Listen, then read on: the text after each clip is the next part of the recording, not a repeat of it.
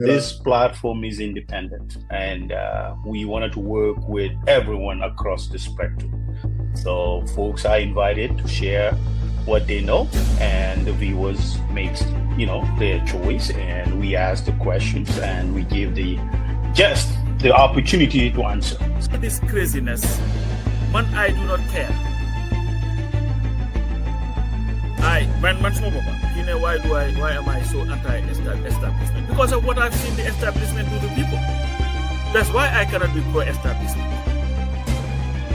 Power is in the hands of the people. And it really did. What we all witnessed is the government, they knew that they're heading in the wrong direction. They knew Gambians are speaking in the same voice. What law in the books that says the government has power to come out and go after folks' private citizens' properties and demolish them because somehow the government interest? The only way that we can salvage our country is when everybody that gets their hand dirty. Don't sit there with your expertise and just to procrastinate everything that people say or pontificate, what everybody says or does. Let's get our hands dirty.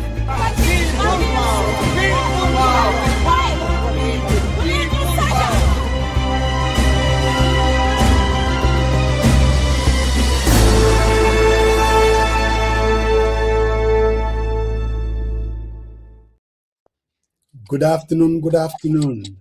Another Sunday for the people, by the people. Let's get our hands dirty. How do we get our hands dirty? That's the fundamental question. Wow, 6-7 months before the elections, you're talking about hot.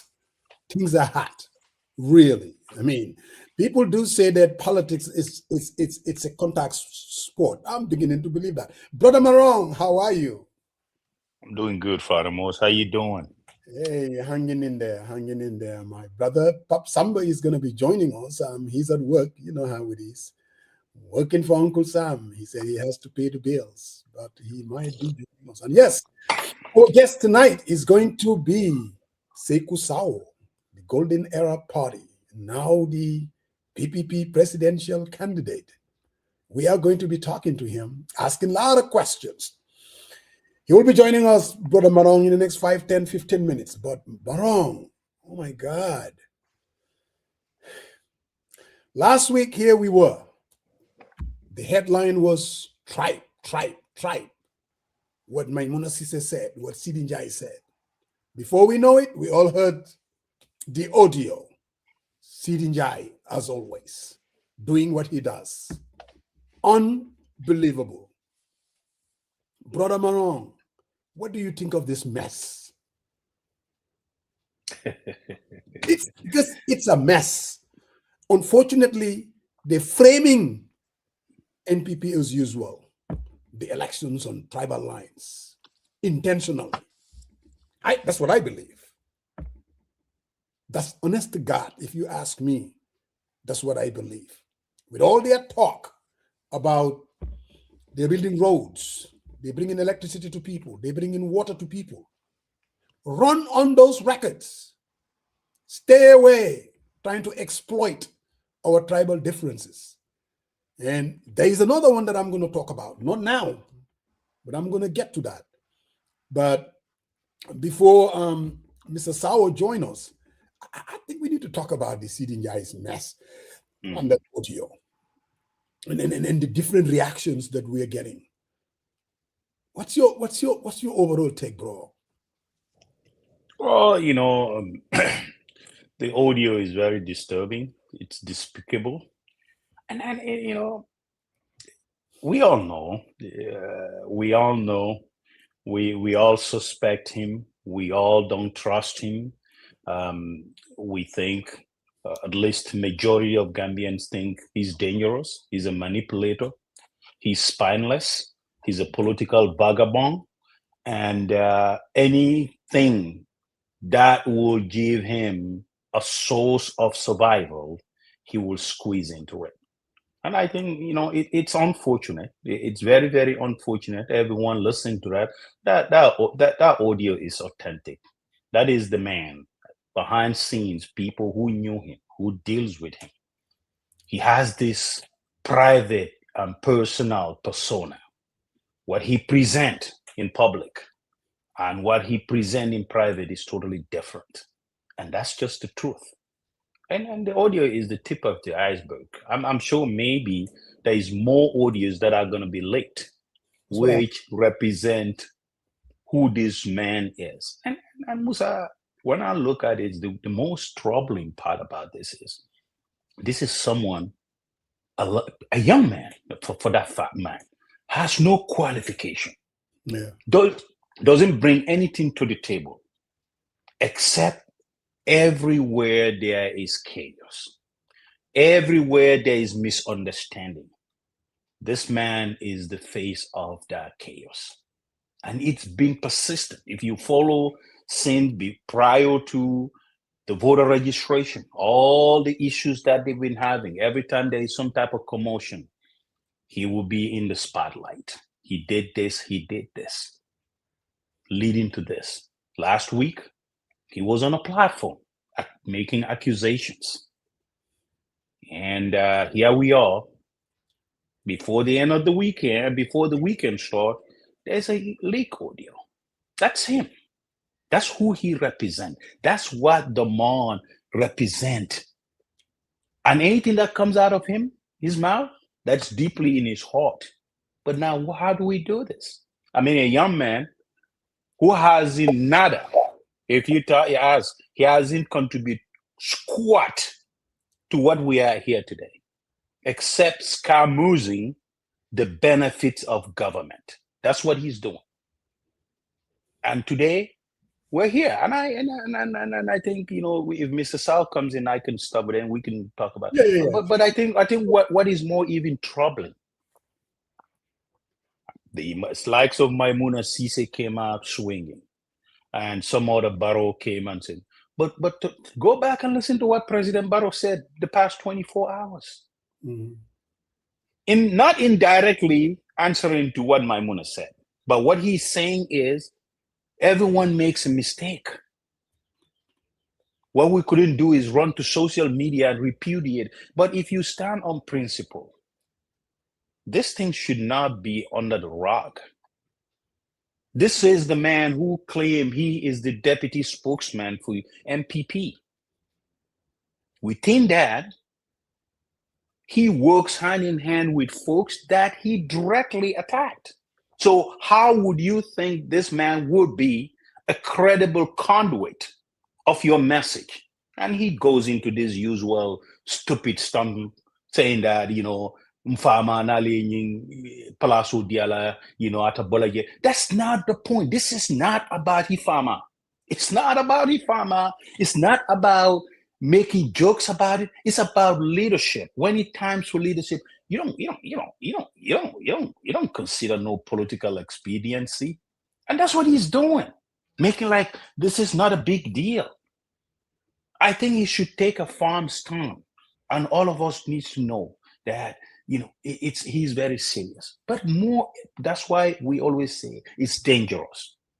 Maimuna, I see people have mixed feelings about what Maimuna said and what her stance. But prior to that, what did he say? She's a bunch of... No. You cannot. No. What is it? Is in the paper? Go ahead. Sorry. Yeah. So prior to that, what did he say? What did she say herself?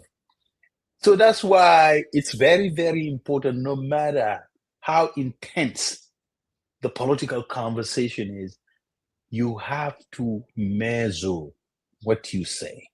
Your words are very impactful. When you said it, you can't take it back. It gets out to the public for consumption. And there's different interpretation and different reaction. But more so, very, very, very troubling, Musa. And I think, as you rightfully said, if you do a massive development, infrastructure development, you better off people's life. Why do you have to resort to the dark instincts of such a political lowballing, why couldn't you sell your agenda, convince people to come on your side? But they know what we all suspected, that this thing is drifting away from them. Yes. And what they can do is the old playbook. And we cannot let that. And I think the reason why Sidinya has a platform is because we have a president who elected him, who appointed him, and who empowered him, and because they are in the government. So the message should be clear. Everyone needs to work together to ensure that they are disposed come 2026. And then we don't have to deal with this. We don't have to deal with every single time. What we talk about is we spend an entire weekend or week talking about politics when we have more pressing issues. But this is also imperative because he mentioned something that we need to discuss. Just because someone has all the qualifications, because you somehow believe that he belongs to a tribe or a party, that he should not fill that position. I really think this is something that it needs to come out in the open, and we need to deal with it honestly. And it's been going for a long time. We all know about it. And sometimes we say stuff like, oh, don't say stuff. All right, well, it looks like I just came, so, Yes. I must yield the floor. Yes. Thank you for having me. How are you? I'm great. Can you hear me? Yes, we can hear you loud and clear. Okay, Definitely. perfect. Yes, we can definitely hear you. You are kind of at a distance. I don't know whether the camera is a little bit far away from you. I mean, Sariang, is that what you're seeing, or? Yeah, yes, the camera is a little far away, so but even it's okay. We can see you. Okay, great. I set the camera up myself, so I'm not the best in when it comes to this guy. Move closer to it. Do you think, Mr. Sawo, do you think you can come closer to the camera, or this angle is? So what about now? Is this better? Yeah, it's better. But maybe let me flip the. Okay, 1 second. Sorry. Okay, now when you come closer like that, we could see you. So I don't know whether it's a TV and the TV is at a distance. Yeah, I think the chair, the way he positioned it, we're a lot closer, to our screen. Yeah.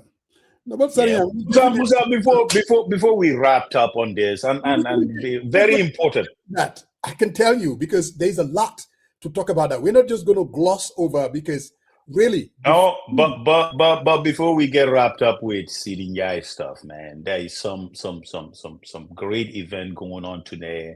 And before I start the interview or anything, I must wish all the mothers out there happy Mother's Day. Yes. Because we get wrapped up with this political nonsense, and we tend to forget about we set aside these everyday heroes who are moms. They do heavy lifting. Absolutely. They take care of stuff. Yes. They take care of the children while we get out there and hustle. So from the bottom of our heart, yes, to all of the mothers out there, absolutely. Happy Mother's Day. We appreciate you. You are the unsung heroes. You do a lot of heavy lifting, and we appreciate that. Without your contributions, we're nowhere, man. Life ain't no complete without you. So I must do my little talking and say, honestly, believe me, I appreciate all of you. All right, Donald. Hey, I want to join you to wish all the mothers happy Mother's Day. Like you said, the unsung heroes. I mean, what would we do without them? And I want to happy Mother's Day to my wife, and happy Mother's Day to Jainaba, and happy Mother's Day to all the mothers out there. Mom Lisa, my favorite people, BMG. Happy Mother's Day. They have the bazooka. They are more. Rocket launchers, RPGs, grenades. You know, B-52s. They are throwing it every single day for hours and hours, Father Boss. Exactly. But happy Mother's Day to all of them. Happy Mother's Yes. Day, Auntie now. Whenever he's always here with us. Yes. Yes, Auntie now is a jam, man. We're a jam. Let all of us witness several Mother's Day.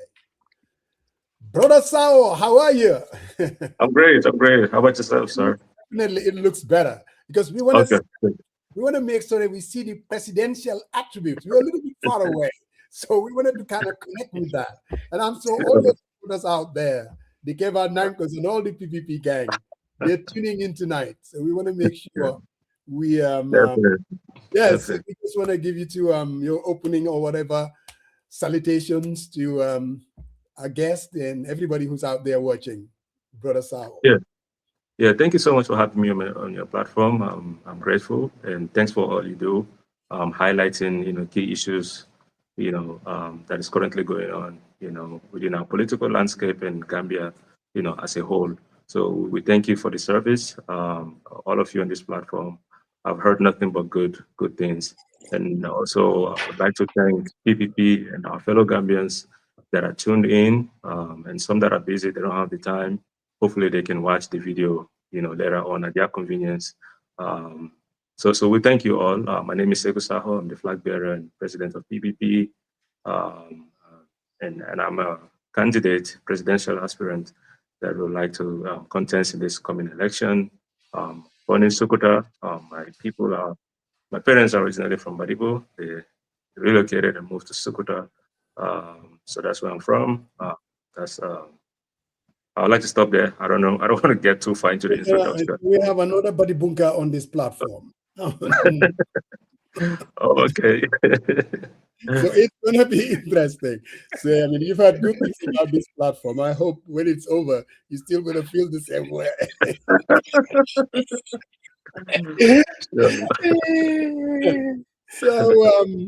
So Saikou. Yeah. Talking to a friend, and they're like, bro, can you in the next week? I'm like, we're having Saikou Sawo. It's like, Saikou who? I'm like, Saikou Sawo of the Golden Era Party. Now the presidential candidate for PPP. I roll his eyes. He's like, bro, can we say Sawo? Too many presidential candidates. Everybody is running for office. Can you tell people when they say Saikou who, and you address this reaction? Too many candidates. Everybody and their father is running for the presidential candidate. What do you say to that? Well, that's a great question. And I don't blame the brother for his reaction.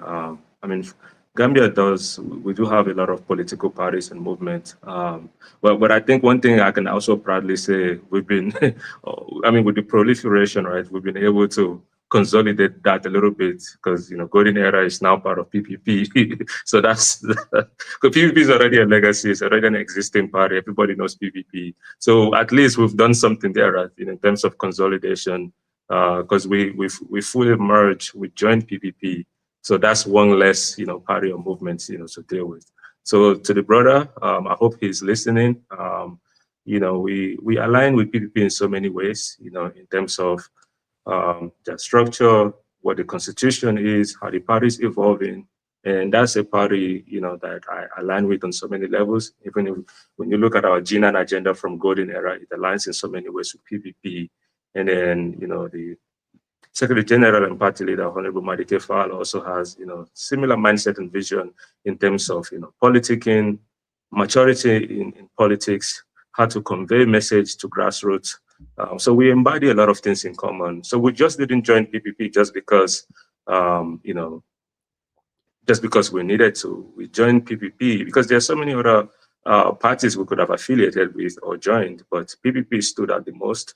And our vision, in terms of, the party structure, what they believe in. And if you look at the history of the party, it wasn't just ruled by one, we just didn't have one candidate for a long period of time. If we've seen successions from Sadauda to Oje Jallo to Papanja to Keba Jallo to now Honorable Madike Fall, and these are people from different tribes or regions within the party. And then UDP, PPP is one of the only parties that do have term limits of 8 years, 4-year term. So it's easy to also sell that agenda to Gambian, like, hey, if we have a PPP-led government, we can actually incorporate that into the constitution, right? So those are all the values we see that are of great benefits and what the Gambia is in dire need of today. So due to those reasons, we joined PPP. So it wasn't just necessarily just out of comfort. So talking about joining PPP, yeah, there's the cynicism in me. I'm a very cynical person. I'm like, here you have a young man. He came and he launched a party. It didn't take long for him to realize that there's a lot more to forming a party. It requires setting up structures all over the country. It requires financial investments of $2 million just to register the party.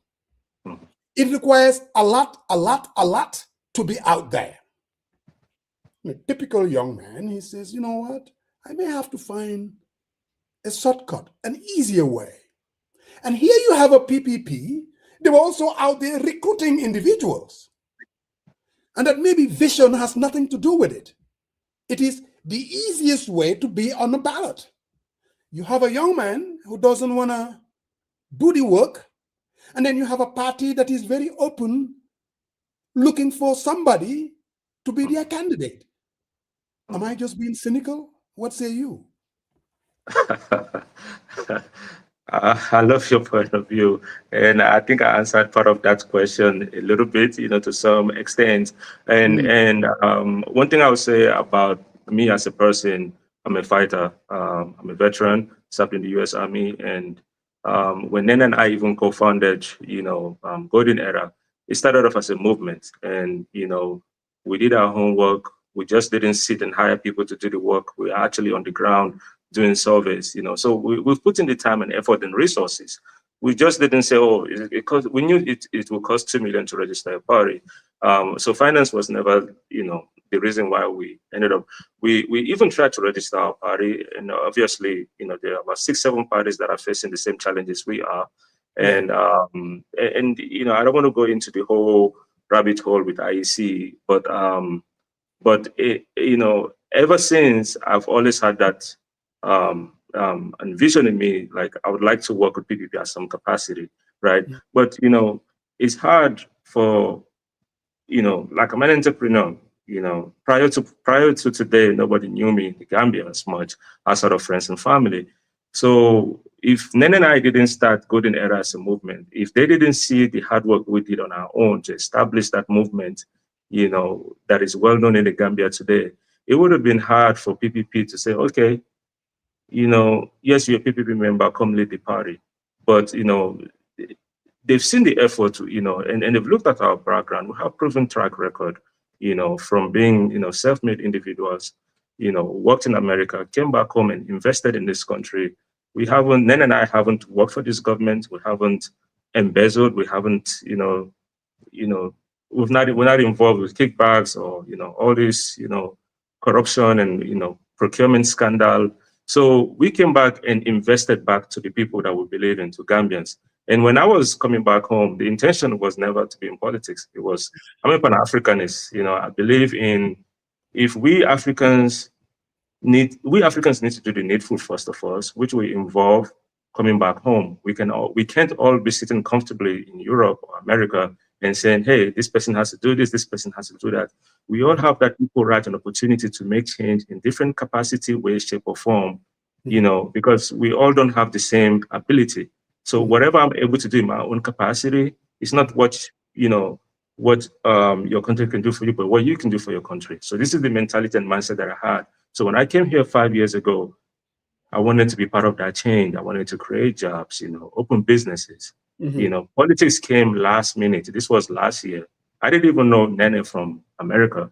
Right. We met, we had similar mindset, we had similar vision, and we decided to co-found Golden Era as a movement, and we just kicked off. So we didn't just take the easy route by just joining PPP. Like I said, PPP, as a party, is very diverse. We've seen how leadership has changed hands over time, from Mandinka to Fula to Sarahule, Papanjai, to Madike Fall today, to Keba Jallo. These are all people from different backgrounds. And this is a party with term limit. Even you become a PPP member today, you can contest with Honorable Madike Fall in the next election cycle to become the flag bearer. And if you get endorsed and ratified, that's what it is. So this is a party I feel like we align in so many ways. And I've had several discussions and meetings, prior to joining PPP. So I noticed, yes, we have similar mindset. We can do, when we come together, instead of saying fragmented, we can accomplish a lot. So this is the reason why we joined PPP. It wasn't just merely out of convenience or us being cowards. We can challenge the IEC because there's a whole. I don't want to go into that rabbit hole with the whole IEC registration. We've done the needful on our part. We hired quality assurance to make sure we're submitting the right signatures. They exercise their due diligence. I'm not disputing that. But anyways, that's a story for another day. No doubt, no doubt. Thank you very much. Mr. Sawo. Brother Marong. Yeah, thank you very much, Mr. Sawo, for joining us today. And we appreciate your time and effort and the conversation that you're having out there in the public space. My first question is, I know you briefly, you mentioned your folks are from Badibu and Glimpse, but I like to hear your professional and personal background, starting from your professional to your personal background. What leads you to get into politics? Yes, so personal background, grew up in Sokoto. Our family compound is in South Kunda. So when I finished grade 12, I was lucky enough to get a scholarship to go to the US for further studies. Graduated from East High School. I was the best student, 21 years ago. I graduated in 2005. So education paved the way for me. Actually, if it wasn't for education, I'll probably be any other Gambian on the streets, begging for handouts. So I saw the value of education at a very early age. And then when I came to the US, obviously I didn't have papers at the time. So I had to work twice as hard than everybody else. I worked 2 jobs. I served in the military because back then when Obama was the president, it was easier back then to become, citizen once you served in the army. It helped fast track that process. So, and also the benefits of being in the army, they help pay for some of your school. So I was able to do my bachelor's and master's program. I have my MBA degree. So I worked in corporate America, for companies like, T-Mobile. I did work for Microsoft briefly as well, and other Fortune 500 companies. So while I was doing that, I always wanted to become an entrepreneur, have my own business, create my own career path. And that led me to start a consulting business that is focused on technology and business consulting. And within the first year, we're very successful.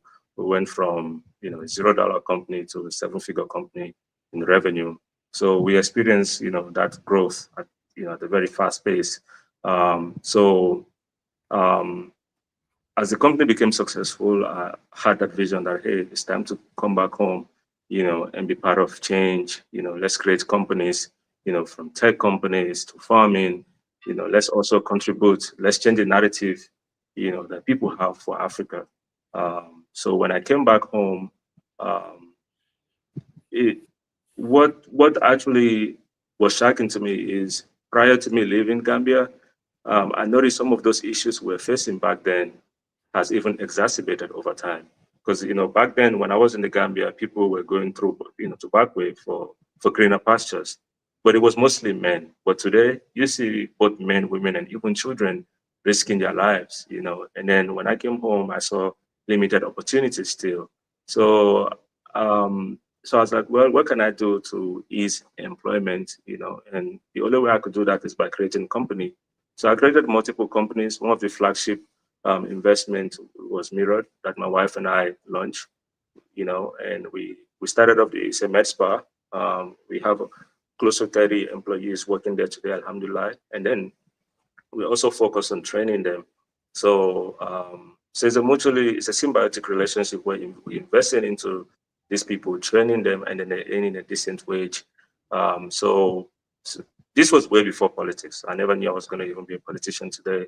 But last year, Nene and I were having a conversation. She's one of our big customer at Mirrored, and we were talking about the hardship, how things could be better in this country, how we can challenge the status quo, what we can also do. Because when she came as well, she invested a lot, in real estate and hired people as well. So we decided to launch Golden Era. It was just a casual conversation that turned into something serious. So that's on the professional side. So on the personal side, I got my work ethic from my father. He was a very hardworking man. He spent most of his life overseas in different African countries, working hard, from Congo to Angola, Nigeria, Sierra Leone. So so I got my work ethic from him. He never took no for an answer. He never said, hey, I was never educated, but he wanted the best for his children because my parents never been to high school. My mom was a middle school dropout. My dad has never been to high school, but they wanted the best for me. They made sure I took education seriously from a young age. And so I was nurtured that way. And I saw how hard my dad worked. And I've always wanted to be in that position in the future, to say, hey, you've done enough, Dad. You just relax. We got it from here.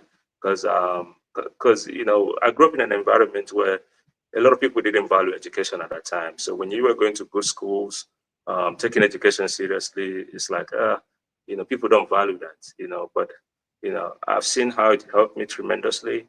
And so when you look at the state of affairs today in Gambia, in terms of education opportunities, it's still limited. So we need to challenge the status quo, and we can do that not by arguing, but by coming with tangible solutions to how we can alleviate poverty in this country, how we can empower youth. 65% of our youth are 45 and under. So due to these various reasons, and we see how, the everyday Gambians struggle. I'm here 95% of the time, within this past 5 to 6 years, 5.5 years. And you see it firsthand, when I go to these markets in Tangier, I'm not just sending, my butler to, go on errands. I actually go to these communities. I go to Abuko myself and all these different communities, just so I can have interaction with the people, understand their daily struggle. And these are some of the reasons why I got the motivation to join politics, because I noticed if we, the young people, stay on the sideline, it impacts all of us in one way, shape, or form, whether we like it or not. That's the reality. So yeah, so from that journey to where I am today, this is the reason why I'm here, and I'm glad to be on your platform, so other people can also be inspired. It doesn't just stop from me or you, but all Gambians. We can all participate in one way, shape, or form.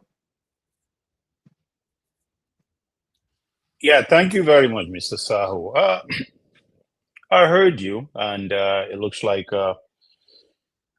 you have a very good background. But in terms of your experience that you earned from the US, going back to Gambia, interacting with folks on the ground, I think what is fascinating is you highlight the struggle before you left and when you came back and you talk to folks.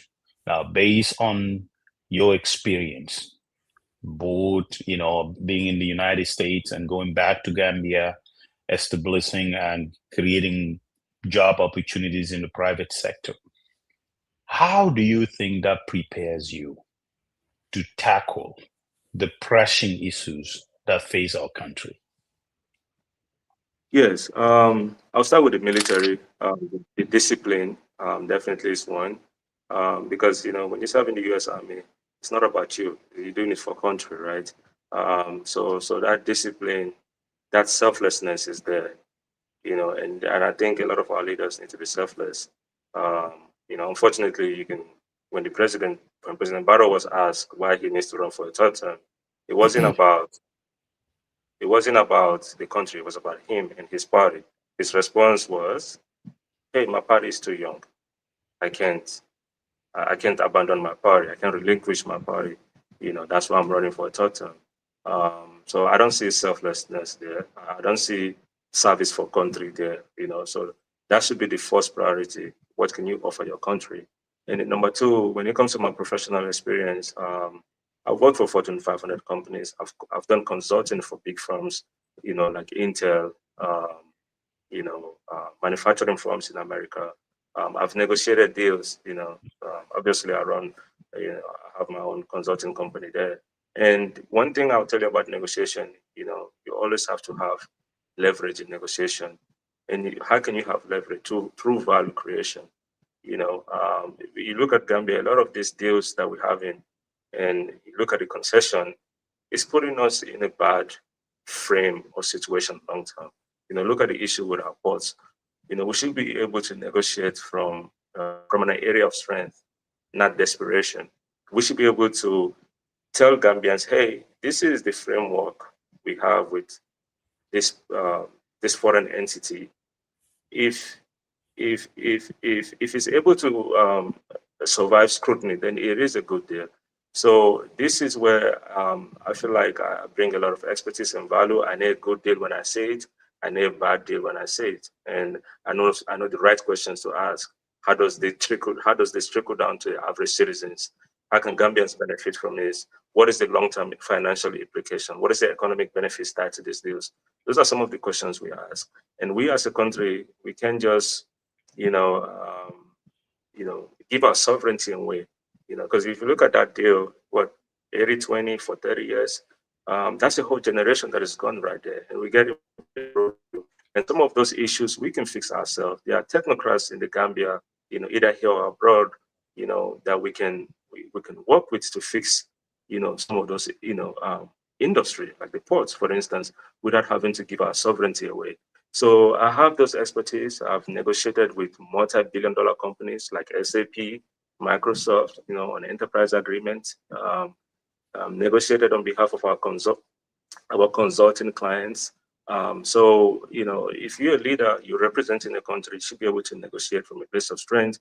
You should be able to create value that you can sell, to other world leaders as well. So I come with that expertise as well. And in terms of the issue, I do believe I'm the candidate, one of the candidates, or the candidate that understands the core issues of this country. How mismanagement, corruption, lack of systems, affect our everyday lives. And then also when it comes to the core issues of this country, I will tell you it's few things, right? We have low GDP, which is a big problem. We have very weak economic engines. How does the country even generate revenue? Without incurring so much debt, without depending highly on taxes, right? We're a very tax-based economy. And how do we restructure our debt? 25 to 30% of our debt today in this country, 25 to 30% of our budget in this country today is tied to debt. So we spend a lot. We spend more on servicing debt, principal and interest, than we invest into healthcare. So the only way we can get ourselves out of this mess is to find ways to restructure our debt, boost the GDP, because 2 to 3 billion is very low, even though we're a small country. How we can boost, and transform, our industries to become viable. So these are all, experience that I come with, and understanding anytime the country invests in these projects, there should be return on investment. We should be able to generate surplus. We can't just invest into low return projects or no return projects, because what happens is we, the taxpayers, become burdened with the debt. So I understand what fiscal policy is, and what fiscal policies need to be in place to ensure these benefits trickle down to the average Gambians without having to increase taxes and levies all the time. So when it comes to the economy, negotiating good deals, representing Gambian good light, having the discipline and service for country, I believe I do come with a lot of those qualities that would be impactful for every Gambian. And I think it will be, because we need a paradigm shift in this country. We need people that think beyond tribalism or sectarianism. We need people that can think like, hey, some of the things we're doing today would have long-term reverberation 20, 30 years from today. So we need to make sure when we do these things, we're leaving a legacy behind that other generations can be proud of, and not put them in a bad situation. So I'm not just a short-sighted individual, because we have to think holistically. Some of the decisions we make today, we may not see the pain today, but it will affect, how we operate as a country, how we need to move with pride, what are the things we need to do to ensure Gambia is a greater country. You go to our institutions, some of the ministerial offices, it's so rundown. It looks bad. When a foreign ambassador comes and, you look at the building, you look at the office structure, it's like, wow, I can't believe this is a ministerial office. So those are some of the things, we take for granted, but it shows, even how civil servants behave on the job. It's like they're doing us a favor, and we, the taxpayers, are funding their salary. So I think it takes a whole lot of qualities, other than this. But I believe, understanding some of these key issues and how to address them, logically, technically, and doing a thorough assessment. And we need adaptive leadership in this country, because we have so many issues as a country. We need an adaptive leader to know how to tackle them as they arise. So I hope I'm being able to answer your question. Thank you. Faramos, go ahead. Mr. Sawo, I listened to you very carefully. And the question that Mr. Marong asked, and you said a lot of things. You talk about the low GDP and how to boost it. You talk about we're a tax-based economy. You talk about servicing the debt. You talk about negotiating good deals. You talk about paradigm shift. You talk about short-sightedness. I have to do things holistically. There are a lot of words that you threw around. You see, I have no doubt in my mind that you're a very intelligent man. And if you were to win the presidency, I think that you will do good from a capacity standpoint. I do believe that. But I also hear a lot of rhetoric. The fundamental question is, have you thought about how are you going to win the presidency? In other words, I want you to map out for me, how do you think that Saikou Sawo would be in a position come 2026 to win an election in order to be able to do all the good things that you're saying? You see, good things, but unless and until you are in a position to govern, it's not going to amount to anything. My question is, how do you think a pathway to win the presidency, and why, with the skills that you have, are there any other ways that you could channel it to help the country? Sure, that's a great question. Right now, as a party, even when we're a movement, we've been very active in terms of connecting with grassroots. Nene and I, we've been going to different places, door to door, community to community, from here all the way to Basse, not just in the Combo areas. So, and PPP, since we joined PPP, it's been a continuation of that. Because, so the grassroots, we've connected with the grassroots, we understand the key issues, and we continue to, empower them. We continue to sensitize them. We continue to talk to them that, hey, we do understand your problems. We have proven track record of our own of solving some of these issues. But obviously, like you said, the capacity that I have today is not enough to solve all the issues of Gambians because I don't have certain authority. But I would also like to acknowledge the fact that, winning an election in Gambia, especially in today's climate, honestly, it's not a one-party solution. No one single party can win an election in the Gambia, no matter how good or amazing your agenda is. You need to also work with like-minded parties, collaborate with them, see how we can synchronize and come together as one. We stand a better chance. So I do recognize that fact, because I do know those are some of the realities on the ground that even the layman in Gambia knows, right? So behind the scenes, PPP have been reaching out, to different political party leaders to see how we can work well together, whether it be coalition or forming an alliance. And I'm not, I'm not hungry for leadership. Whoever is selected based on our TOR of, framework of that TOR, who will willfully support whoever emerges as the leader. Well, it could be me, it could be anybody else. Every other leader from a different political party, they have their agenda and vision, and then we will all willfully support. So I'm in tandem with that, ideology. Like, yes, all political parties need to come together because we all want a better Gambia. If somebody from within us wins today, we're winning it on behalf of all Gambians. So I'm very open to that. I'm not power hungry, like I said. Nene also is not power hungry. Honorable Madike Fall is not power hungry. We want to work with like-minded Gambians. But when it comes to coalition building and alliance, I want it to be something genuine. I want it to be full of trust and transparency. Because we've seen what happened in 2016. And 10 years later, we have nothing to show for it, right? So I want to make sure any alliance or coalition that I'm going to be part of, it should be something I can sell to my kids. It should be something I can sell to my wife. It should be something I can sell to my friends and family. If it's something that I can't even sell to them, why would I bring it forward to the Gambian people? So I want to make sure, because it's something I have to vouch for. Because for me, credibility means a lot. Because if I sell something to you and it's bad, then tomorrow you have every right to say, hey, I trusted you the last time. Why should I listen to you today? Right? So, and again, this is why, like you said, you're very, when it comes to cynicism, right? You kind of feel like, hey, we've heard this before, we've seen this before. And look now, we're seeing the same thing. So, so that's why I'm very careful. I've been reaching out to other political leaders. We have to be pragmatic and transparent in this approach. And I feel like once leaders come together and we agree on something tangible, we should be able to show that agreement to the Gambian public. Like, hey, this is what we agreed on. And tomorrow, whoever that leader is, if you differ from that, we know, well, this is what, nobody can dispute the fact because now the agreement is there in the open. We agreed on term limits, we agreed on constitutional reform, we agreed on economic reform, we agreed on fighting corruption.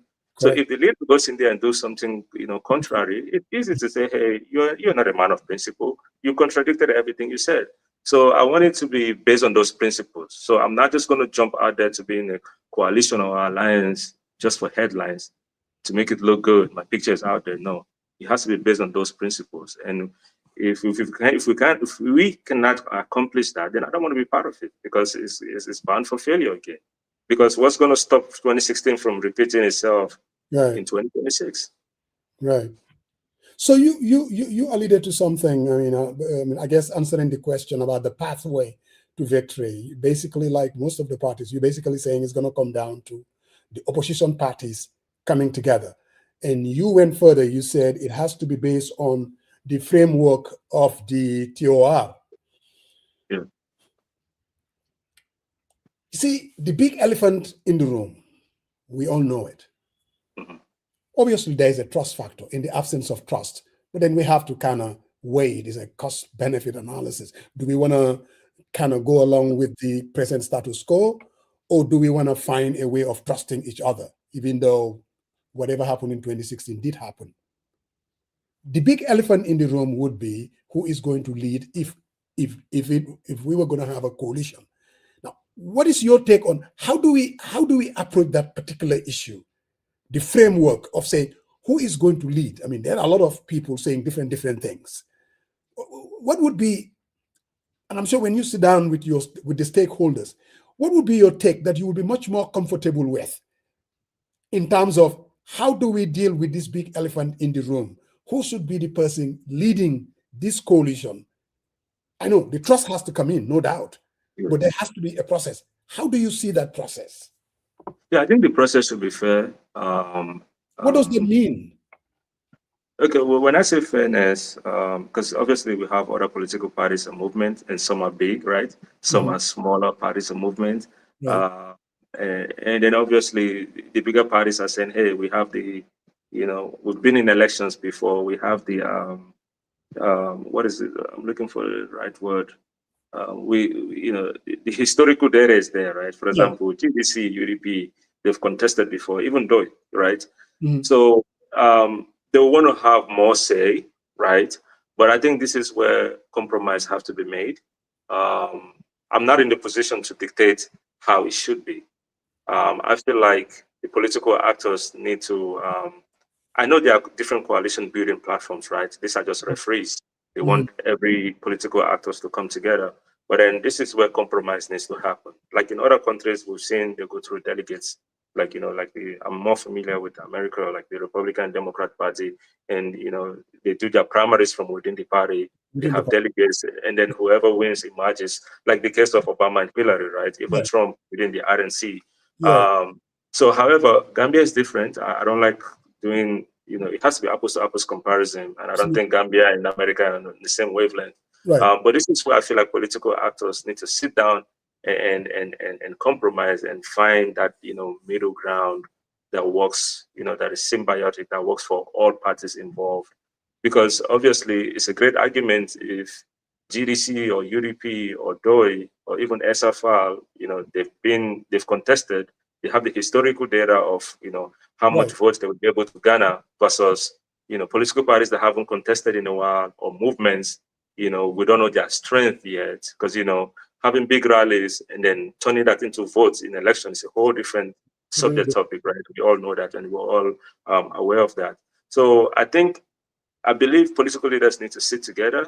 We can all compromise and agree, because it's a very hard topic, and you cannot dismiss the people these big political parties have today. They do have influence, they do have the people.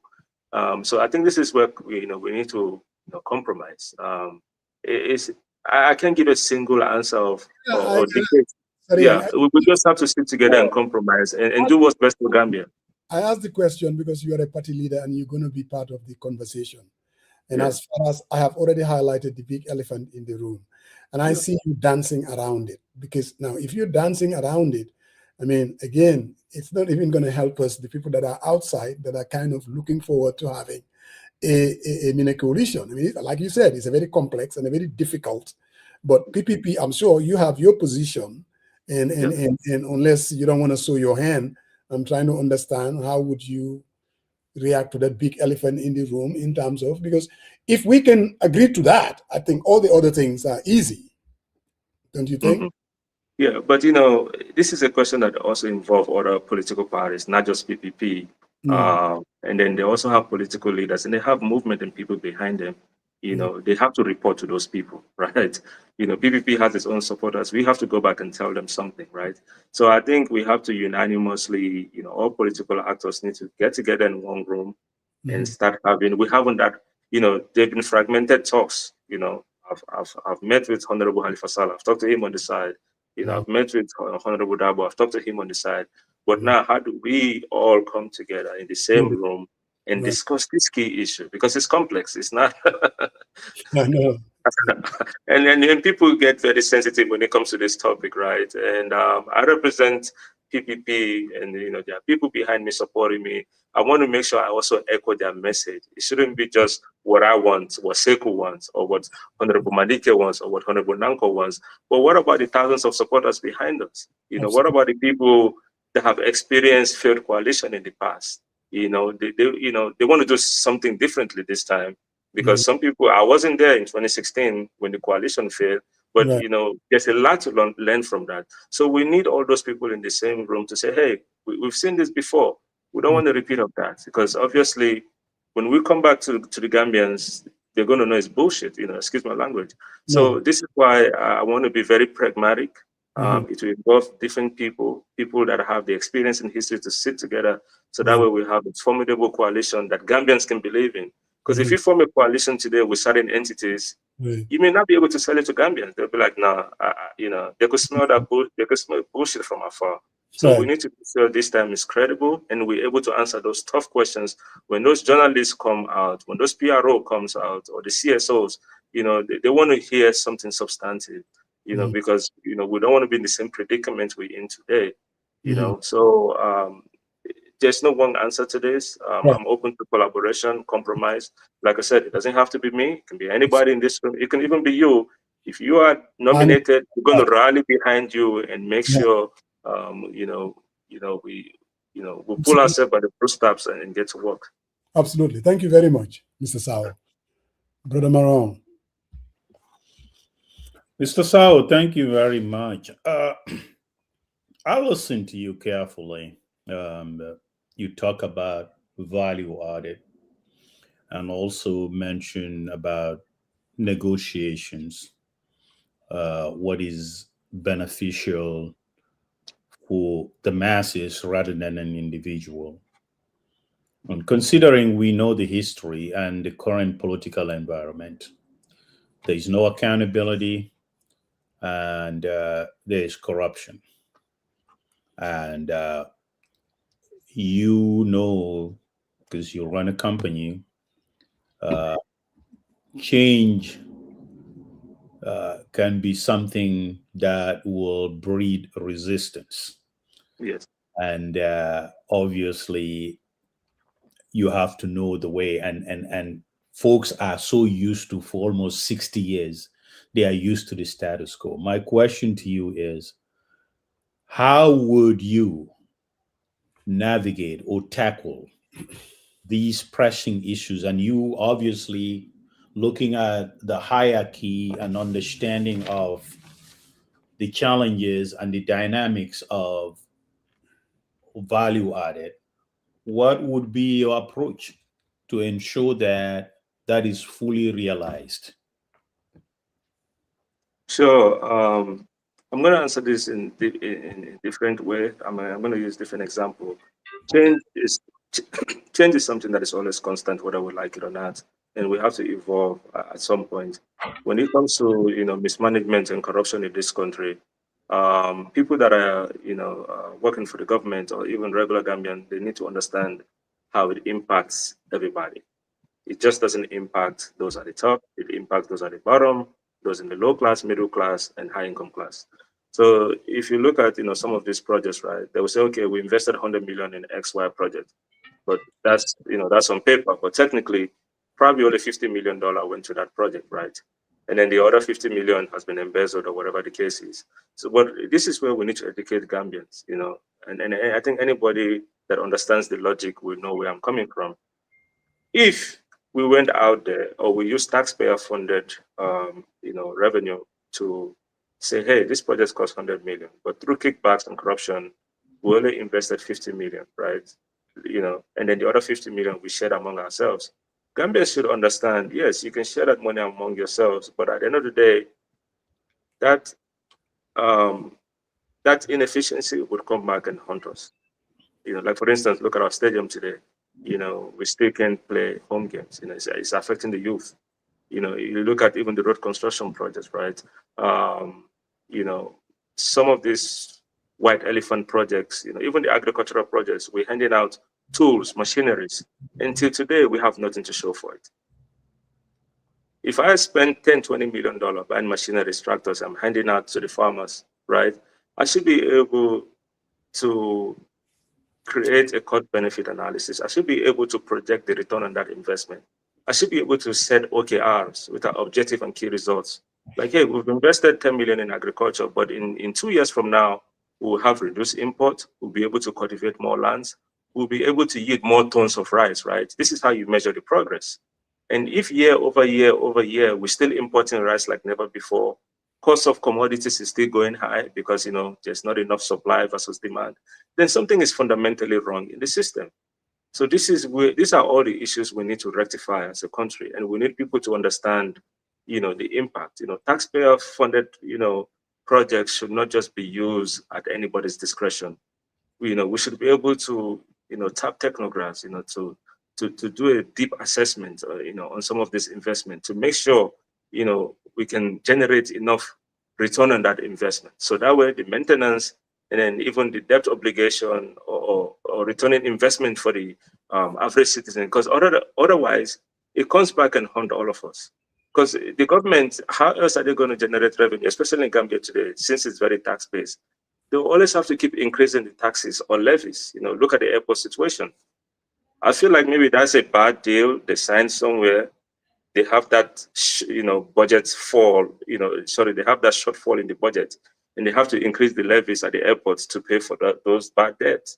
So we're going to continue seeing, this type of scenarios where we all have to end up paying for it, either by increased taxes or new levies, or they may increase levies on petrol because that's a commodity we all use, So people need to understand the long-term implication. And then when you're working for the government, the money does not belong to you; it belongs to the taxpayers. We should have something to show for it. When we go out there, Gambia is not the only country with debt. We've seen other countries with higher debt than Gambia, but they have something to show for it. They have good roads. They have good healthcare.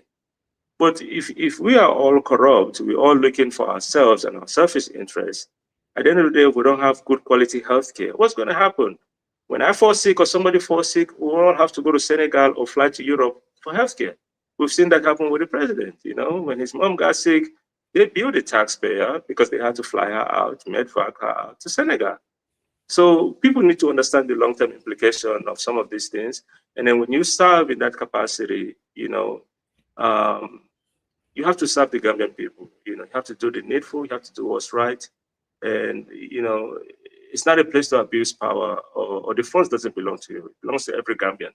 So, and I think that's what's missing in how we operate as a country. So we need to have guardrails as well to make sure everybody is held accountable. There are no double standards. You know, if you find guilty of corruption, we cannot move you to another sector. You have to resign. You have to, you know, pay back those funds or face jail time. You know, that's the only deterrent. Because I feel like when, you know, if we maintain the status quo, it's only going to get worse because there's no penalty for, you know, for these issues. You know, and then it's sickening because, you know, vulnerable people in our society that deserves this help, they deserve the help, they're looking for this benefit, they're looking for this development, it's not able to trickle down to them because of a few 1% that are up there grifting off of our resources. And we need to change that. I think it's a mindset that needs to change. People need to understand when you're serving for the country, you know, it's not a self-enrichment program where, oh, I have to build my house first, I have to go to Mecca. Go through those things in your private life, establish yourself, and then come serve the Gambian people. You know, you're a public servant. You're accountable to the Gambian people. So, you know, these are things we need to enforce. We need to make sure, you know, they are part of the Constitution. So that way we can have, you know, patriotic citizens that are really ready for change and development in the Gambia. Thank you, Mr. Sawo. You know, I like your answer. In a perfect world, that would be optimal. But again, you and I know, and I think both Musa and I are both older than you, but we know it's not possible with the current situation in our country, all right? And the reason I use that resistance because there's a lot of people, even voters, who really think that they are answerable to the government rather than the other way around, that these folks are public servants and they should be accountable to them.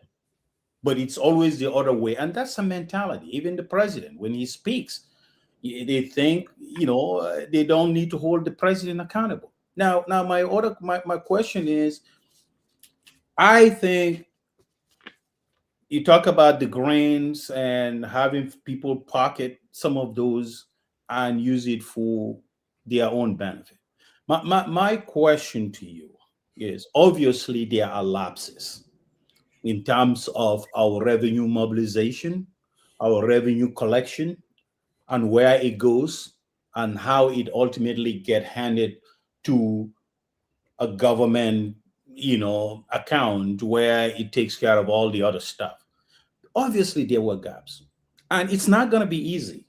President Sawo is not going to be everywhere to oversight these issues, right? To see them day to day. You're going to rely on folks. And I guess my question to you is, how would you reset the button to ensure that resource mobilization is maximized, corruption is cut down, and accountability is a set goal? And folks, obviously, if you're not going to be able to do that, obviously you're not all these things you're saying, it's not gonna come to fruition. Yes, yeah, that's true. Yeah. So my question, I'm looking for practically, you know, our healthcare is deplorable and is very, very sad. But what would you do as a person, considering our debt portfolio is very, very high and all these things require money? What will be a pragmatic approach in solving these issues? Okay, so to answer your first question, this is where we need checks and balances in the system, from the executive branch to the legislative branch to the judiciary branch. They need to be independent of each other. We need legislative branch that can pass laws that are enforceable, And then we need judiciary branch, from our police to judges to high courts that will do the needful without partisan politics. So without empowering those sectors, to be autonomous and independent of each other, and there's always interference and nepotism and favoritism, like you said, we're back to square one. So we need all these, key players, because like you said, the president cannot be everywhere monitoring or micromanaging everybody. This is where we need strong people in the legislative branch. We need strong people in the judiciary branch. This is where we also need whistleblowers, that are within the government sector to say, hey, this is mass fraud and abuse. I'm going to call it out. And let's have an independent body. Like in the US, we have the FBI. Let's have an independent body that is powerful, that can investigate this, regardless of your party affiliation, not just make random, assumption, accusation, but thoroughly do a forensic audit and make sure, hey, fraud actually has happened here.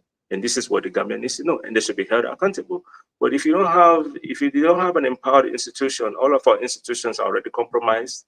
Even the layman in the streets cannot even trust them because they know, there's prejudice. Then we're back to square one. In terms of the economy, you look at the subsidies, right? They don't trickle down, to the average Gambian. Last month in April, they provided 25% in subsidy in diesel. But like I said, the businessmen are exploiting the system. They're able to absorb those savings, but it's not trickling down to average Gambians because we don't have any enforcement. What task force do we have to make sure the price of commodities stays the same? Because we've just given them 25% in savings from having to increase that. So we need people out there that can go and monitor these things. We need to digitize how we operate as a country. A lot of this, especially with AI today, it's cheaper and quicker to have a lot of these digital portals, even WhatsApp. We should have a WhatsApp channel dedicated for, price control. And I'm not saying the government should dictate prices for all commodities, but basic commodities like, like fuel, food, the essentials, our bread, day-to-day, sugar, we should have a price range, especially with this subsidy. This subsidy is costing us almost $500 million.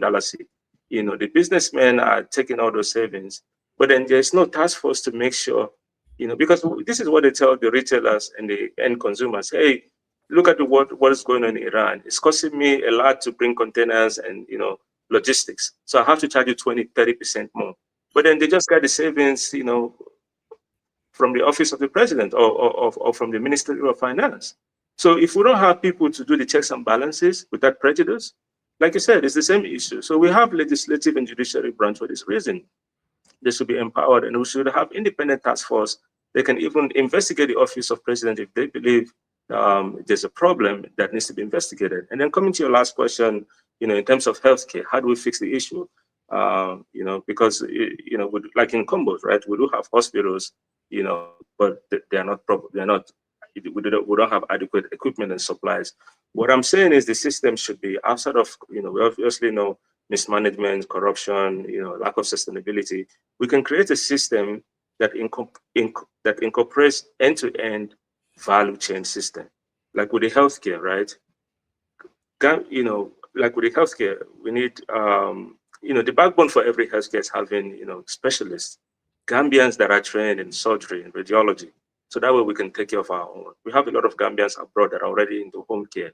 How can we work with diaspora to bring those talent home so we can have, a good healthcare sector? In terms of supply chain, and procurement, we need systems in place that will prevent, like you go to some of these hospitals, they're selling the supplies that are meant for the hospital to pharmacy. So there's a huge gap there, and then when it comes to the stock, the inventory, who's managing all that? Do we have systems in place to say, hey, we've sent, to Sukuta Hospital, we've sent, 500 gloves there. Who's monitoring what? Who's signing off? If 10 were given out to patient or customers, who's signing off of that? So if we don't have those, supply chain and procurement systems, they'll keep stealing from the same system they are meant to help. And when I say end-to-end value chain, I'm talking about specialists, having a robust supply chain and procurement system. And then also in terms of supplies, we can't import all of our drugs, When I grew up, herbal medicine was a big thing, and they work pretty well. So why not we create industry that can create jobs in Gambia And then we can have certain drugs that are made and manufactured here. We have, strong institutions like MCA. They can test those drugs, make sure they're viable for human consumption. So that way we don't have to, import some of these expensive drugs. Yes, some drugs we'll have to import regardless, but there are some we can locally manufacture them. It will create job and it will reduce the importation cost, right? And then the hospitals themselves, we need to have a rehabilitation program where, they're meeting safety standards. Because you go to some of these hospitals, in a very dilapidated, situation, even the ministers will not want to take their family there because it just doesn't look right for those. But then we expect people in those communities to go to those hospitals. So rehabilitation needs to be done. This hospital needs to be, they need to have, adequate, equipment and supplies, enough ICU. People need to be empowered to be able to take care of ourselves. So if we're not doing this end-to-end value chain, it's going to be a problem. Like you said, there's always going to be lapses. The bad actors are going to find ways, to grift off of the system. Thank you. Father Mose, go ahead. Mr. Sawo, I was listening to, as you were answering to Syrian's question, it reminded me a comment that the Minister of Information, Dr. Sise, said the other day on Coffee Time. Said he was listening to two people. It sounded like they were Americans with their American slang. They don't really understand the real issues of this country, and that you guys have no clue what you are talking about. And I want to kind of delve into, using that, that criticism, and I know, of course, it was political, for you to, in these areas, governance, corruption, affordability, and education. Dr. Sise said you guys don't know what you're talking about. Can you tell us what is wrong with governance in this country? You don't have to be really in detail. And then how do you intend to approach to solve it? Corruption as an issue also. What is wrong with the corruption? How do you intend to solve it? Affordability, and then education. In a way, you've already dealt with it when you were responding to Sariang. But just succinctly, because I want to give you an opportunity. He was basically saying, you guys are just with your American slang, in Hamulen Aferi Nakala, and you were just talking. What do you say to respond to him based on these four issues? Yeah, so Dr. Sise was actually alluding to the road construction project that, the 91 kilometer. I never said it was a bad thing, right? So having 91 kilometers of road is great. And we're happy for the people of Kiang. I have relatives, I have in-laws that are actually from Kiang. Right. What I'm saying is, we don't want this to be another white elephant project. Correct. And when I say white elephant project, 5-10 years from now, even those people in Kiang have nothing to show for it. So we risk it being an underutilized asset. So when an asset is underutilized, we're not saying it's not a great asset. We're saying we're not using that asset to its fullest potential. For instance, you guys are abroad, you invest, you buy nice homes and land here, right? So if you build an empty house, nice house, you spend $300,000. Nobody's living there. You are abroad, none of your family is living there. Then that becomes an underutilized asset. It's still an asset, but it's underutilized. The only way you can gain the full potential of that house is by tying it to some economic benefits that are tangible. For instance, logically, what you would do is, hey, let me get a tenant in there, right? So you're gaining something from there. You're getting that monthly rental, which is good. So if something breaks, you don't have to keep sending money from America, right? You can say, hey, I have 10 months worth of rent. Security or whoever my family member is, go fix this. So now that house can fix itself. It can maintain itself. And then you even have in surplus. You may even not need to come with pocket money when you come into Gambia because you say, hey, I've saved enough money for the 10 months. While I'm here for these 2 months, I have enough money, right? So it's the same ideology, it's the same concept. When we build these roads, they need to have return on investment. Before we even embark on this project, we have to make sure we're able to project the return. I lived in Texas, Abilene right now, they have these private investors that are trying to build, AI Stargate. Abilene back then people were like, hey, I don't want to move there. There's not much going on there. But as soon as the state of Texas had a memorandum of understanding with those big investors, you know what they did? They started building road networks, utilities, infrastructure, internet that are going to connect to those data centers. Absolutely. Because they know more people are going to move to those areas. There's going to be construction. There's going to be a lot of this thing, but they're doing it concurrently.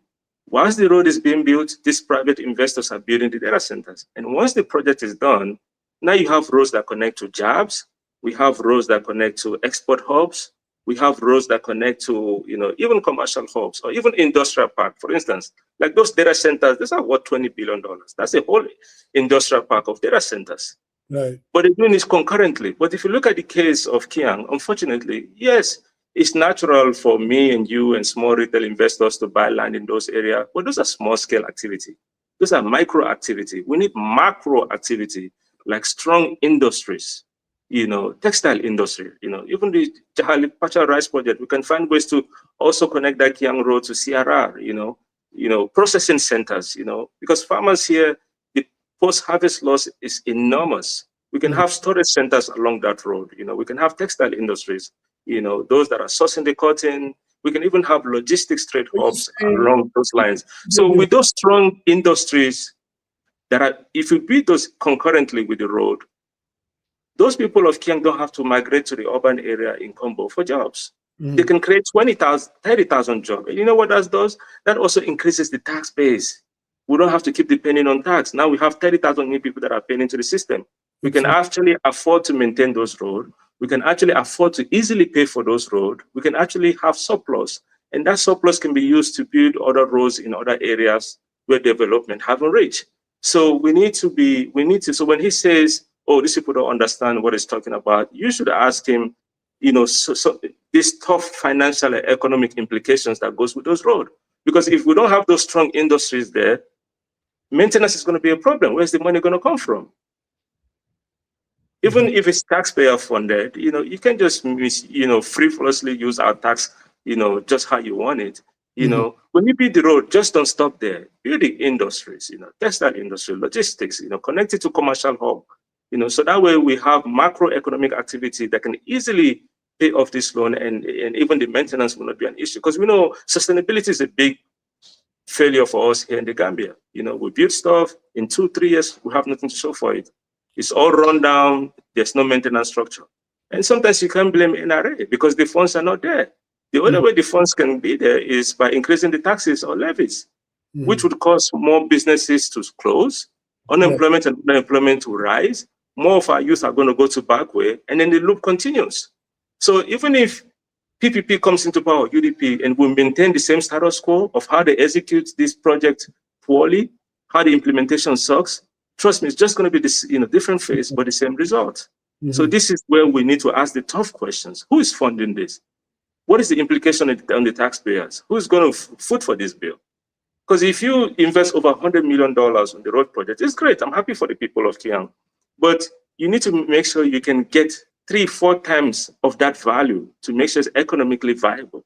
Because if it's not viable, if you only make 50-60 million in 5 years, the 40 million is the deficit, right? You would have to increase taxes to cover those deficits. You know, those are the financial implications. So when he says we don't know what we're talking about, he doesn't know. He's very anecdotal. You know, he knows. Because, you know, he taught at the university, one of the most prestigious institutions in our country.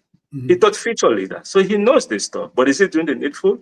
You know, I mean, sometimes, yes, I know he's MPP or he's with the president, but if I was in that position, I would tell the president what he needs to hear. He can take it or leave it. That's up to him. But at least my conscience would be, hey, I fought for Gambian people, because we need to make sure this investment trickle down to the average citizens. Absolutely. You know, because we don't want it to be another white elephant project. 5 years from now, people are still complaining about hardship. The average Gambian need connections. They need to know X, Y, and Z. We don't want those kind of systems. We want people to be able to work hard and make it without knowing Coach Pasamba Jao or Musa Jeng or anybody. You know, this is the Gambia we believe in. This is what we need to change. So when he says we're out of touch, he's actually out of touch. Because, you know, he's only thinking about himself. You know, he's smart, he's educated, he knows some of this financial implication, but he's not out there saying it. And this is where we need journalists to actually ask those tough questions. because at the end of the day, me and you, we're going to have to pay for this, through taxes or new levies, whether we know it or not. And that's the reality.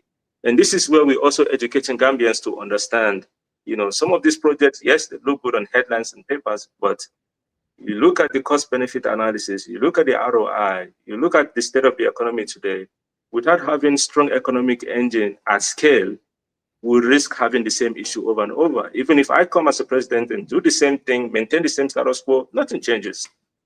It's just a phase, but I'm also going to be executing this poorly. So we need to think outside of the box. We need to make sure whatever we do today as leaders trickle down to the average citizens, to the ordinary citizens that are struggling. Because those people need mass jobs. They need strong industries to be able to support them. This is what Dr. Cisse will say and has been saying, that their government inherited a bad system.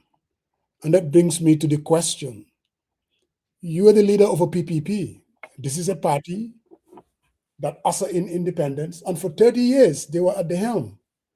I heard you talk about price control as a monitoring mechanism.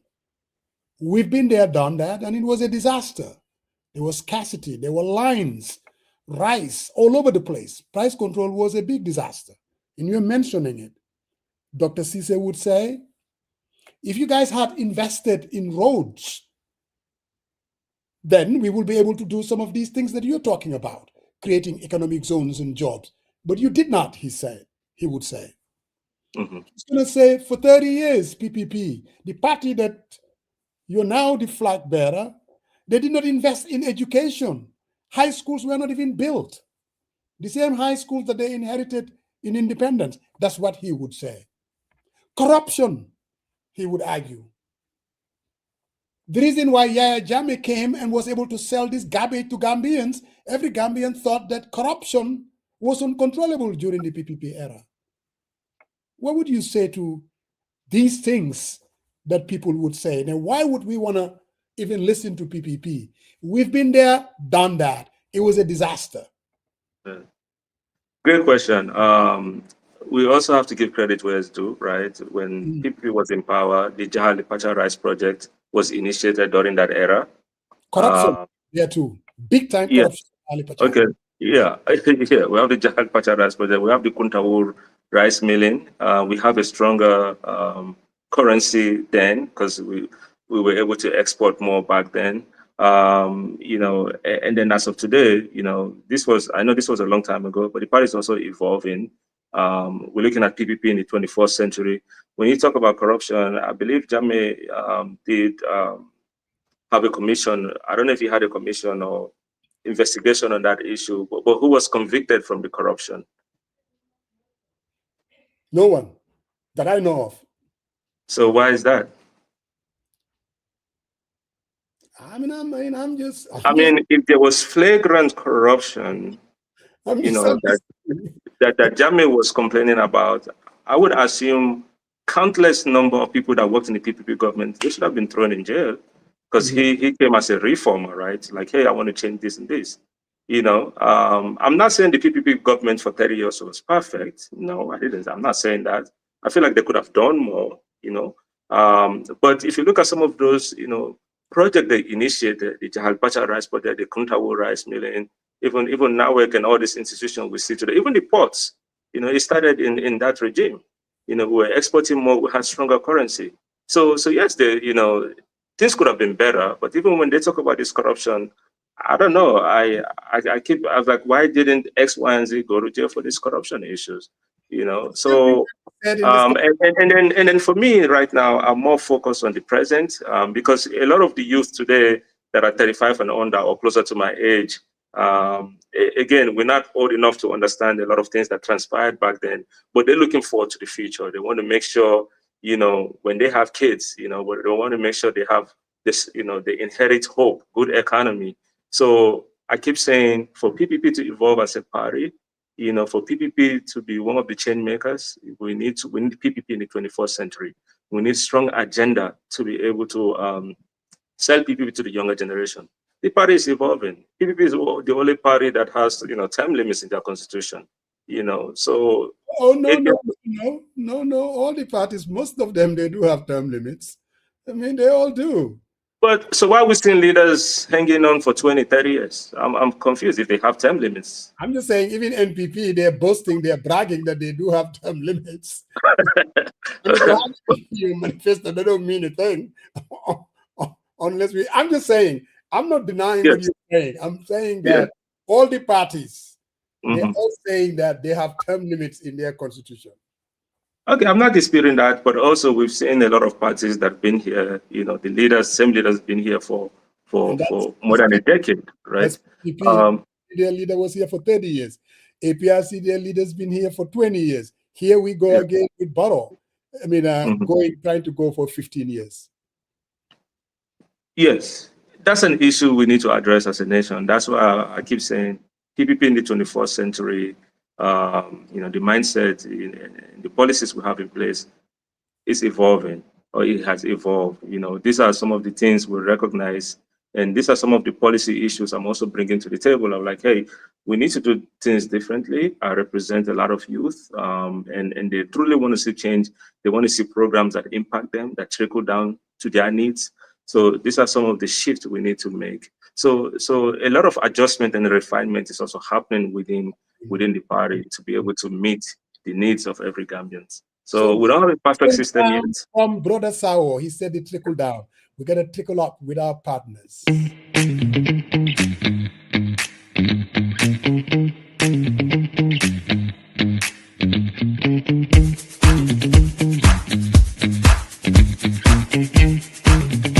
No deposit, flexible payment plans, and lots of discounts. Get your Leave Your apartment today. Brother Marong. Mr. Sawo, thank you very much for answering those questions. And I must come to your defense on this side that you in fact know what you are talking about, because your personal story and your professional story is very profound, and you have a record to show it. So definitely, you know what you're talking about, and you need to continue amplifying your voice in the political space. So moving forward, obviously, you highlighted the challenges and on a lot of aspects. But now, I obviously working and forming a consulting firm, it's not an easy task. We all know that, and working through that to be successful, it amounts a lot of effort and energy and strategy development. Now, you highlighted in your first segment saying that sometimes when you go to these offices, the folks that work for us, meaning Gambians, they think they are doing a favor for us. If you could highlight the work ethics that you instill in your employees from the United States all the way to Gambia, and how do you think you could replicate such an effort as a leader of your private company into this government institution, highlighting some of the biggest challenges in terms of being serious at work, maximizing productivity, and taking their day-to-day seriously, and not report. So you're supposed to report to work at 8 o'clock, but you have a Gente to go to. When you show up at the office at noon, you need to take a lunch about an hour. At 1 o'clock, you need to pray Zuhur. But that is all. At the end of the day, at the end of the month, you show up to ask for your paycheck. I would like you to highlight these insights and how you would bring a difference and replicate those experiences that you earn over the years.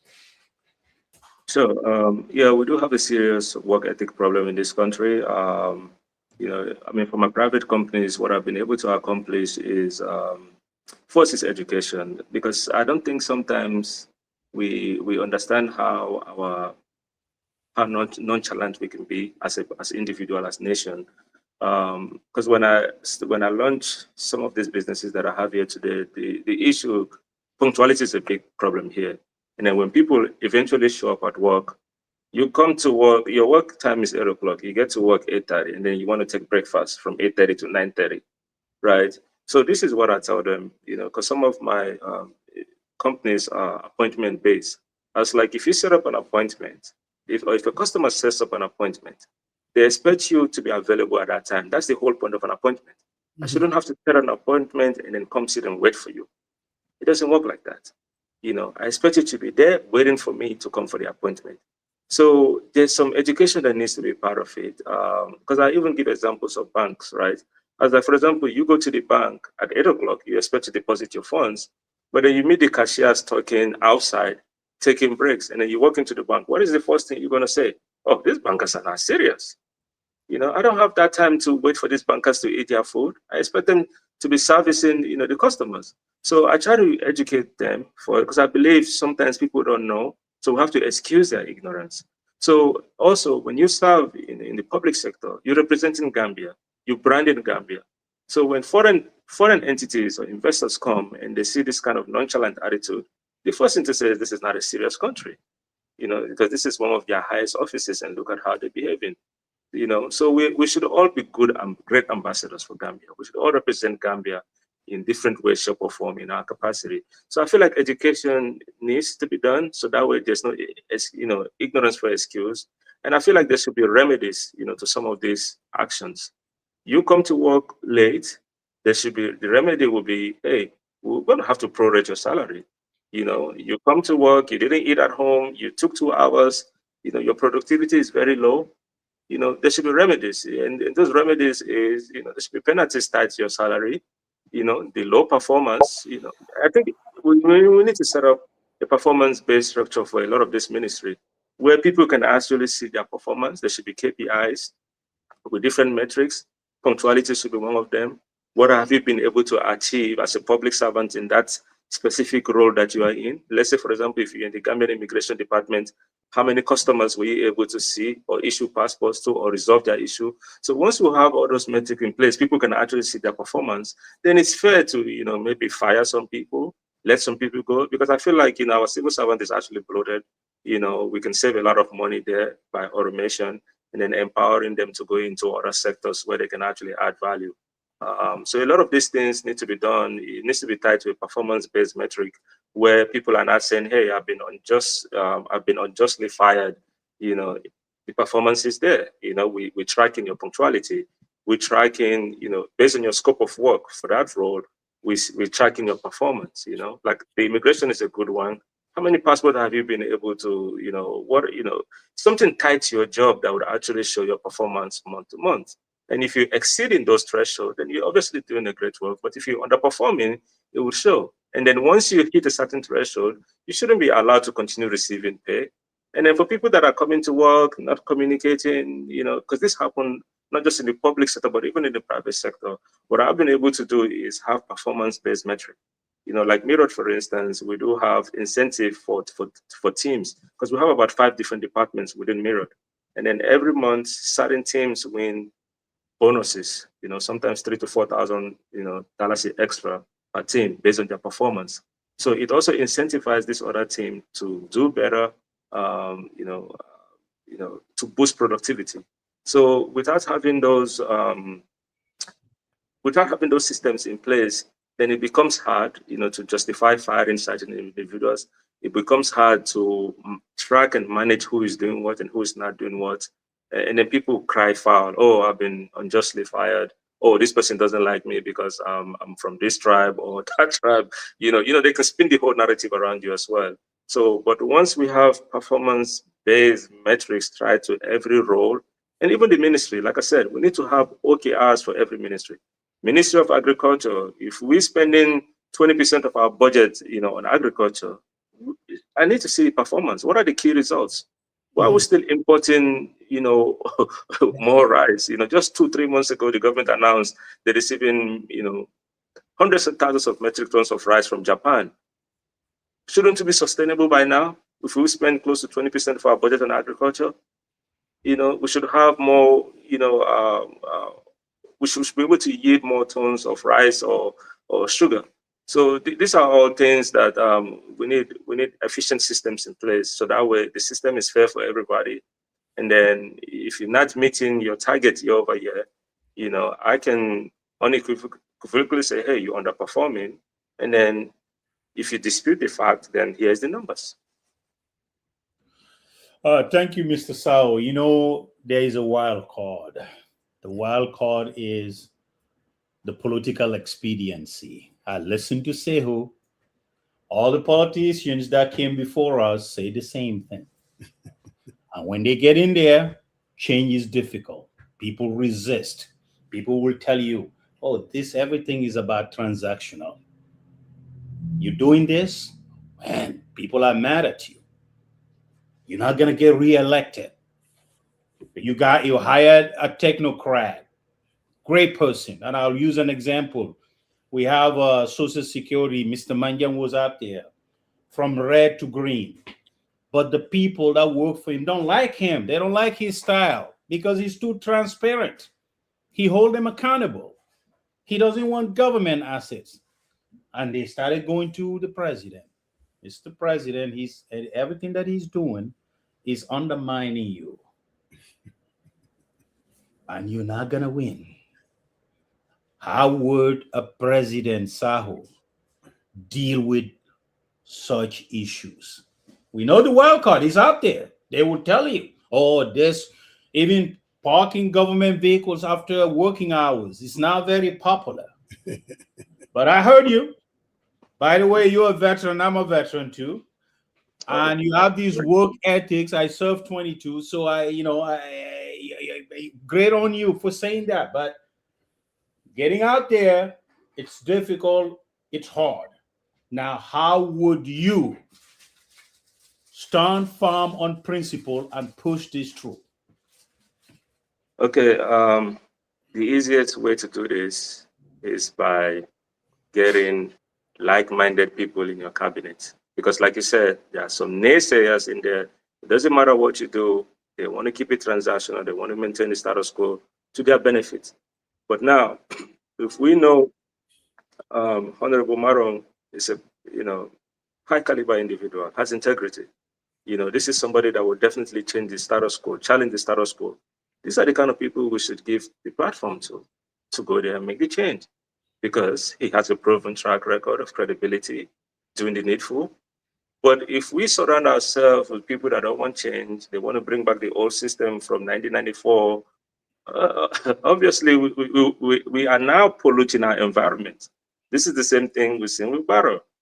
He's been there for 10 years. He came into power at the same time as Patrice Talon, the president of Benin. He came into power 2016. He served 10 years. He's out. They have a new leader now. He came the same time as Barrow.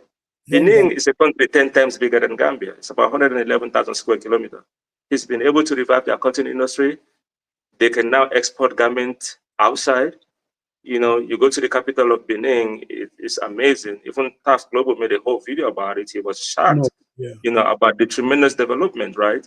But he was able to get that by getting like-minded people that have principle, they truly want change, to surround him, because he can't do it all by himself.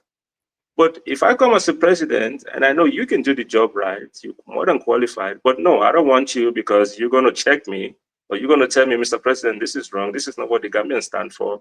I bring people that are just yes men. They're my minions. They're going to say yes to everything I do. Now I'm polluting the same environment with the same bad elements. And obviously, we shouldn't expect from that. We should expect things to get worse. So this is just a logical thing. And when you see people do that in power, just know they're not there to serve you anymore. They're there specifically for their interests. It's just as simple as that. Fatima was good. I'll go for the second round, but I'll wait you ask. Go ahead. You can do a follow-up. I'm good. All right. Dr. Mr. Sawo, thank you very much for that question. But I guess my question to you is, obviously, in our current political climate, everything is transactional. And considering that, how would you be different in terms of dealing with the public, in terms of holding your officials accountable, it's okay to hire competent people. But how do you measure that? How do you measure that person is honest and his integrity is papa and acceptable? And I think I want you to put more meat on the bone as far as what steps would you take in terms of changing the current status quo, and how do you think that would benefit on a macro level, not macro, but macro level, to the Gambian folks, Gambian people who elected you? Yes, I mean, with every appointment, I'll be very open to, have congressional hearings. For instance, if I want to appoint Honorable Musa Jeng, for a position, I'm open to having congressional hearing, so that way he's ratified by people, by those Congress people. So let's say, for example, if he's served in the previous government, or he's taken bribes before, or he's, I'm not saying that's I'm just giving a hypothetical situation. Those people can bring those up and be like, you worked in this ministry before. Well, it didn't go well. You were not able to achieve, a lot of this, your accomplishment was subpar, for instance. Or, oh, you served in this capacity and there was, it may not be directly you doing it, but the people under you were involved in, bribes or, fraud or misuse of power or whatever the situation is.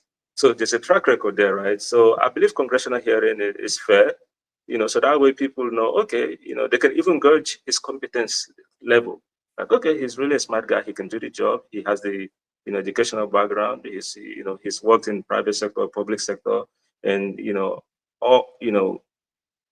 we have a checklist and he checks all the boxes. So I think having those congressional hearing is fair, so that way people understand the caliber of people, a president like me is also appointing. I'm not just bringing any Tom, Dick, and Harry. I'm not just bringing people from different ministry, appointing them here because I want them to do X, Y, and Z specifically. So I think that breeds the ground for transparency. It breeds the ground for dialogue to happen. And if ultimately the Gambians are not satisfied with that appointment, it shouldn't go through.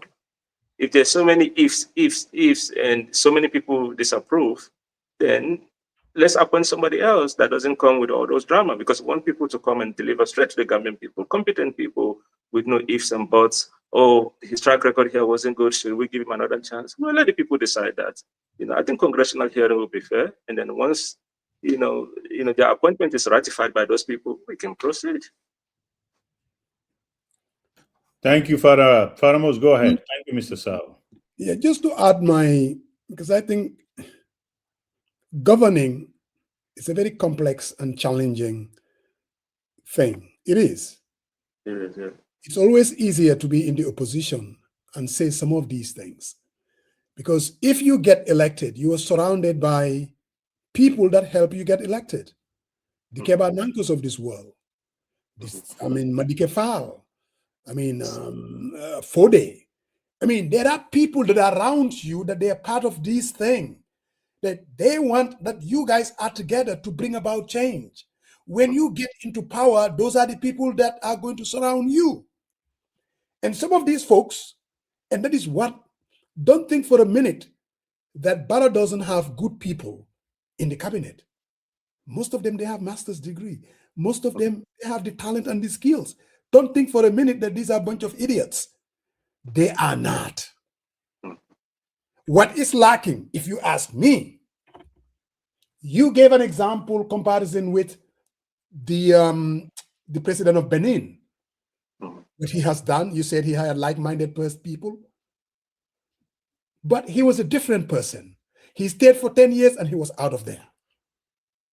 And that is what our country needs. Someone with a vision. Someone, you are going to have people that are around you because of the relationship that you have with them politically. That's just part of the game. Yes. Really, that's just the reality. You're president, you're going to have those people. Unite. They have people around them. The Tombong say this.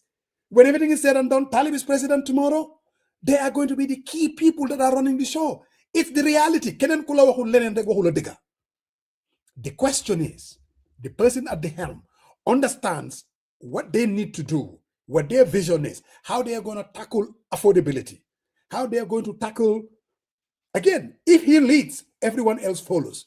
But if that person doesn't lead, people are going to exploit the situation. So my question to you, I just thought I wanted to add that. My question to you is, most people are saying that we want change. Why do you think that we want change? That definitely come 2026, Barrow needs to go and to be replaced by something else. Why do we need that? Yeah, because majority of the people are struggling in this country. The youth, limited opportunity. Just last year, 2025, thousands of our able-bodied youth, died in the back way. So the economic hardship is still there. Because if you look at Gambia, like with every nation, there's low-income class, middle-income class, high-income class. But majority of our citizens are still in the low-income class. The middle-income class of this country today, they're not here. They're in the diaspora. Mm-hmm. We depend heavily on remittances. Even the working class people here, their income is not enough to make ends meet. They need one or two people in the diaspora to be able to supplement the income that they have here today. Because the diasporans, they basically are middle income class, they're not here in this country physically, but that remittances they bring is getting close to $1 billion, 800 million, getting almost $1 billion. It helps this economy. It helps stabilize this economy greatly. Otherwise, we'll be at war right now because people are not going to be able to feed. It would be very devastating.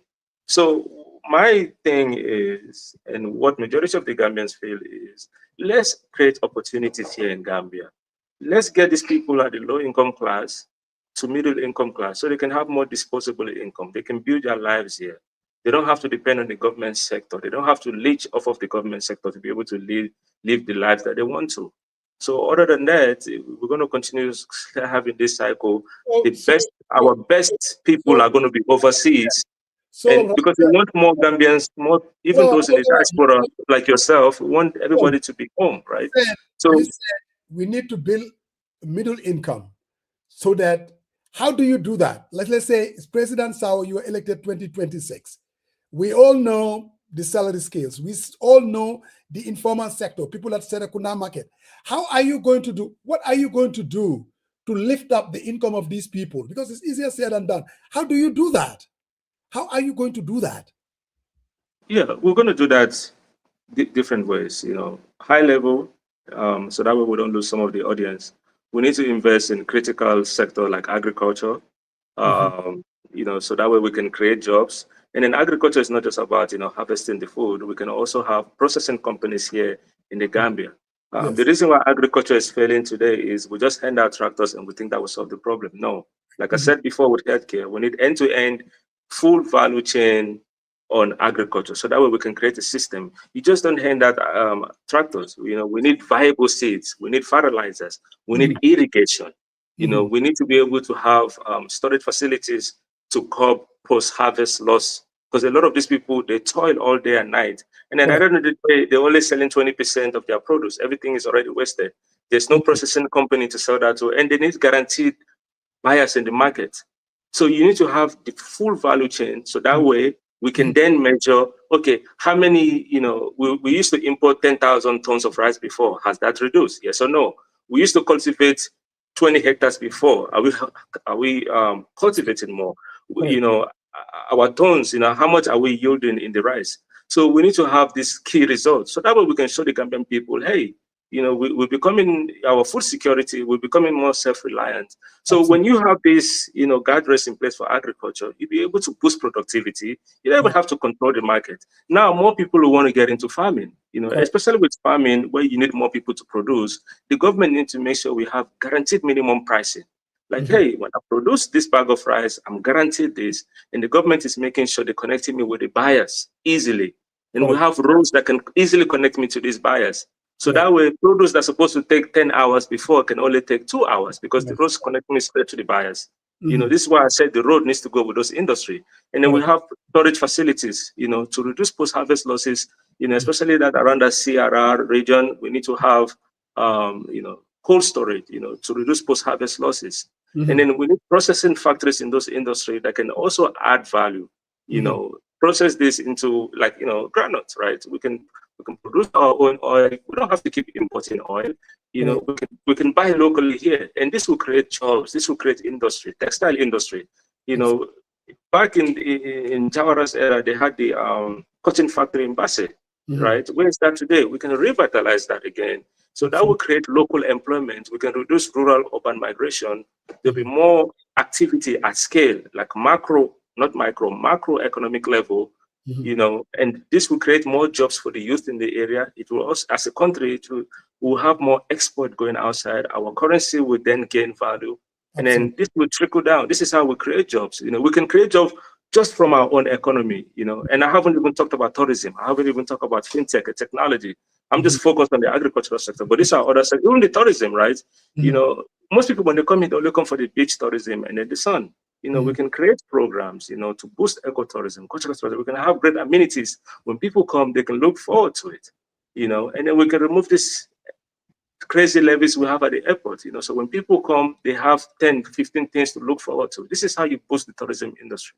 Because our tourism industry, the investment there, there's nothing to show for it, You look at the, in Bakau, what is the name of that crocodile place? I forgot. Kachikali. Yeah, Kachikali, and then you look at the monkey park, they haven't taken care of this, and when people come, they want to do more stuff. We have nice weather, but we don't have too many amenities. In the whole country, we don't have a movie theater. When people come with their families, they want to go to movie theater, they want to go to parks, like river parks where they can, we have River Gambia. Why can't we create nice river park where families can go enjoy ourselves, and people will spend to go to these places, We need places where our kids can play. You can't just build house everywhere. There should be proper zoning laws. Every town, city needs to have a park where I can take my kids play. Free for citizens. These are all amenities that can boost revenue. So we can create jobs. Even power generation. Right? Gambia doesn't produce enough. Energy. Even if we want to create industry today, we are not positioned strategically. Because you need energy. So we need to diversify our energy sector. We can empower Gambians to become independent power producers. They can sell back that energy to NAWEC, but we can create healthy competition where we're not empowering businessmen to exploit the citizens, but we want enough supplies, so that way when there's enough supply and less demand, we can maintain that equilibrium where the prices are also favoring the customer, and then we can generate enough energy to sustain industries. Because you can't have industry without the energy. It's not just going to happen. So we need to be intentional in terms of nation building, from agriculture to energy sector, even waste management. A lot of waste from Greater Banjul area, we can turn that into valuable products. Like concrete slabs, furnitures. We can have light manufacturing industry. Every region in Gambia can be known for something. From textile, to carpentry, and then this is how you empower the youth, and then. Those that are in the private sector, we incentivize them to absorb these young women that have the skill set from this TVET center, give them tax breaks, guarantee them, entry-level jobs, so they can become educated. They're going to also become entrepreneurs 5-10 years from now. So these are the different ways we can actually create jobs and then reduce our dependency on foreign imports. Make sure our currency becomes more robust, through this measures. So there are so many ways we can create jobs just from agriculture alone. And I haven't even dived into fintech, technology, AI, automation that can be done. Tourism also is another sector. Even healthcare. We can turn Gambia into a medical tourism hub. Because there's a lot of Gambians that are already nurses today or nurse assistants. We can make Gambia like, hey, if you want to retire, we have the great weather, we have the coastal beach. Come here for medical tourism, because you also have to look at the strength of your country, right? We look at the population of Gambia, how many people are into what? If a lot of our people are already into nursing in the diaspora, they understand the standards, let's create an economy around that. That's what Turkey was able to do. They have a lot of great medical experts. Now people go there for every kind of surgery, so they're able to utilize that asset they have as a country to build a whole economy.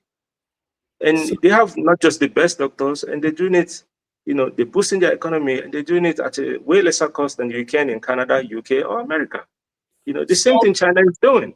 When it comes to the economy, they focus on manufacturing. Now they manufacture cars better than America. American can't even compete. Now they have to add tariffs coming in for those products because they're going to kill their own industry. So we can look at the strength we have and utilize those strengths to the fullest potential. I think brilliant answer. I think, but then the question becomes, where is the money going to come from? Because these are not like, the money is not going to come manna from heaven. You want to do all these things. Gambia is a poor country. You said it at the beginning. It's a tax-based economy. Few people are paying taxes. You have a very small private sector. Where is the money going to come from? And then you talked about servicing loans, which is eating up a good percentage of GDP. Are you going to bring in more loans to do all these things?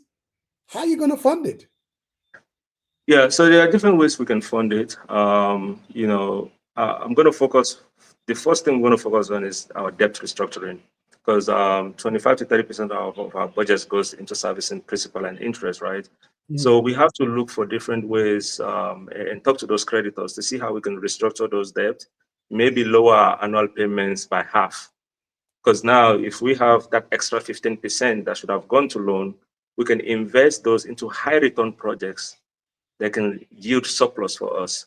Because what's going to happen simultaneously or concurrently is we're going to invest, through debt restructuring, we're going to invest some of that funds that should have gone into annual payment, invest into high return project that can self-sustain itself, create surplus, create jobs, and then boost our GDP along. Everything just have to be done concurrently. Otherwise, if we focus on one and we leave the other, we create another weak economy. And then we're going to focus on what we can do locally. How we can, we have a very youthful demographic. 45 and under makes about 65%. How can we get those youth more productive, boost our GDP, look at what line of work we can do to sell to other nations, do trade deals with other countries to see how we can market Gambia to say, hey, you want groundnut oil? We have the best quality. You can always purchase from us. Our ports should be one of our strategic critical infrastructure. We have landlocked countries like Mali, Bissau, right, Burkina Faso. How can we execute trade deals with them, to make sure we have a thriving logistics company? Gambia can be a logistics hub because we have the Atlantic Ocean, we have the River Gambia. We can create a lot of millionaires just from supply chain and logistics alone. We have the ports, we get the goods, so we can get it to you in Mali in a short amount of time. We have the roads that can connect, to those commercial hubs. And then, we create more people to get into the transportation industry, so we can create a lot through our local economy. Our waste even can generate enough energy, so that way we're depending heavily on importing crude oil, to generate electricity. So a lot can be done locally, to boost some of these issues that we're having. So debt restructuring is one thing. Focusing on the people, how we can also get into light manufacturing. Our everyday needs should not be imported. We should be able to create at least a list of 100 commodities that should be made locally and purchased locally. Because what's going to happen is we're going to have to rely less on importation, and we're going to generate more millionaires that are going to create this manufacturing company. They're going to create high value jobs. So this is the way we can also get more people, increase the tax base.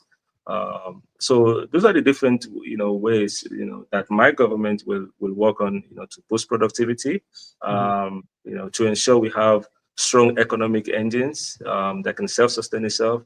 And then eventually, through, great fiscal policies, intentional fiscal policies, we can reduce our debts, create more jobs, boost our economy, and be self-sufficient. Thank you very much. So I guess we can just go another round and then maybe have Mr. Sawo give us his closing, right? Would that work for you? Yeah. Absolutely. Go ahead, Mr. Brown. No problem. No problem.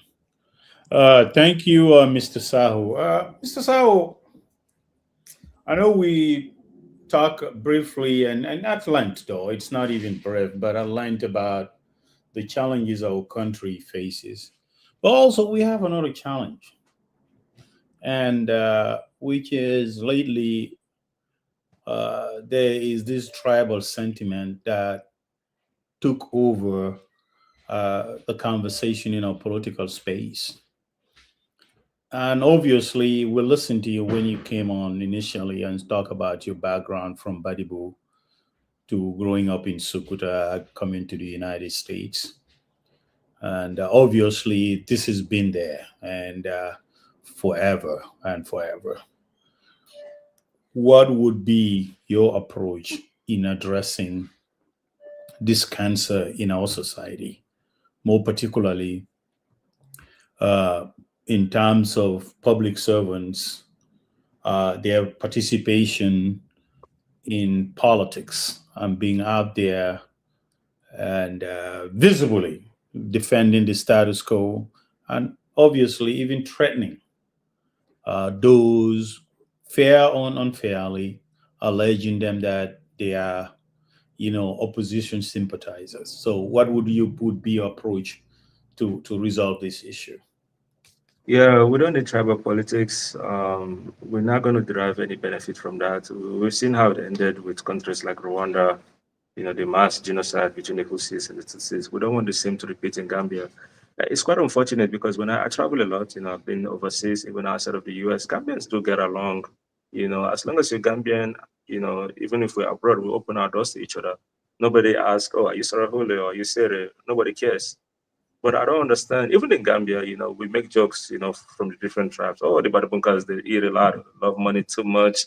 But the Sarahulas will be like, you guys are you're my sons, So we make those jokes, But when it comes to politics, I believe that's where, the politicians are able to divide us. So I feel like this is a strategic tool they use, especially during the election cycle. And we Gambians, we need to open our eyes at this point. We shouldn't let those rhetoric continue. We get along just fine as a nation, workplaces. I even made a video about it today. It's a coincidence you asked. I did make a statement about my stance on it. PPP as a party, like I said, PPP is a very diverse party. We've had a Mandinka leader, a Fula leader, Keba Jallo, Oje Jallo, Papanjai, even the Honorable Marike Fall is a Wolof.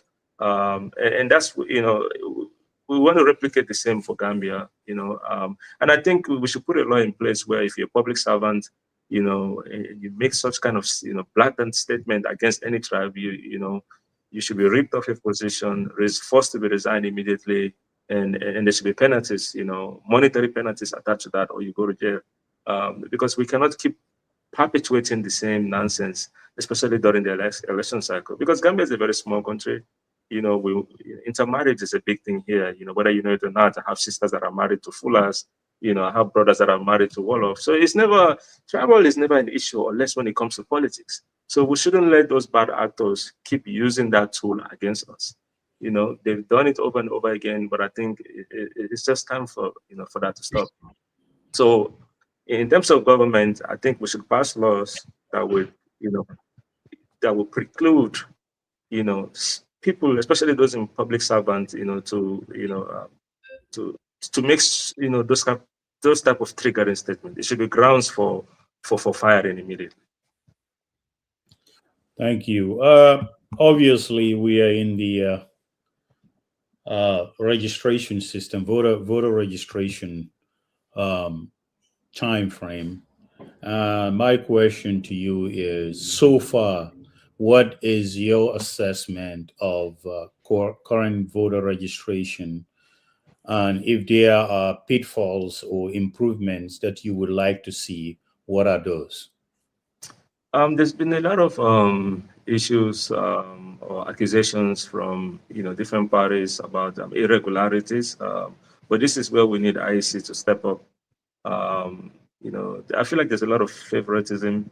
It depends who commit the crime, right? If it's certain individuals that commit the crime, there's impunity for them, and if it's so this is where we need IEC to step up. They call it Independent Electoral Commission for that reason. Just call it as it is. And people should be held accountable. But if IEP turns the blind eye on one party, it becomes hard for them to be, neutral, right? Because they'll be like, hey, you turn an eye on this person, so why are you now focusing your energy on me? So I'll leave that up to the IEC. Gambians are very vigilant this election cycle. If they see certain irregularities, they're going to speak up and say it. But that's where we need IEC to, be bold enough, and make pronouncement to say, hey, this is exactly what happened, and these are the actions we've taken to step in, because they have the authority to do that, So if they turn the blind eye on certain people or individual, well, there comes the prejudice, and then as a party, as an independent body, it becomes hard to, for them to effectively do their job, So I feel like the rules should be uniformly applied, to any parties or movements. Thank you, Faramos. It's all you now, man. So my final question, because there's a gentleman who kept hagging on this registration, and rightly so, because most people will tell you elections are not stolen at the day of the voting. In political parties that are out there, some are actually not only monitoring, they're investing money and fighting. What is PPP doing? Are you guys doing the same thing? Are you monitoring? Are you fighting? Are you doing, like, to use your words, the needful to make sure that they don't really steal the elections before even people line up and vote? What do you say to that? Yes, we have. PPP is a party with regional structures. Like I said, Nene and I, Marike Fal, we cannot be everywhere at once. So Right. we have people, from different constituents or ward, and if they see something sort of fishy, they will send videos. But again, we don't want to be too impulsive. We want to make sure we gather all the facts. There were a few videos that were sent to me, but it was just not enough evidence for me to be, for me to come out there and make certain statements, because there are some questions, I want to be very, thoughtful here and not just come out, by impulse and say, hey, something fishy is going on. I want to be able to back that with evidence, that is fact-based. So, some videos were shared to me, but I was like, well, people are not going to understand the context, because it doesn't show everything, right? So I was like, we don't want to put ourselves in those situations. But yeah, we have people that are in those wards and constituents. If they see something, they share it to the group, they share it to me. We do have a WhatsApp group. But if it's something worth bringing out there, we have enough evidence to back, or videos, to back purportedly what is being shown, then we'll definitely come to the public. But we don't want to do things prematurely and cause any chaos. Because there's, the country is very polarized right now. The tension is high on very high tension right now. So we want to make sure if we're going to come out there and make any form of inflammatory statements, we have evidence to back it up. Strong evidence. So you say, based on the videos that you saw, would you say that there is massive fraud that could pretty much, in a significant way, tilt the election in a certain direction for the government? We have a simple majority, right? In terms of the election in Gambia, every vote counts. Right. You could lose the election. You could lose the election by very small, minor margin. So when some of these issues are happening, we have to be very mindful because it could actually cost us elections. I've seen videos where, the people that are registering, they actually look like minors. They don't look like they're 18.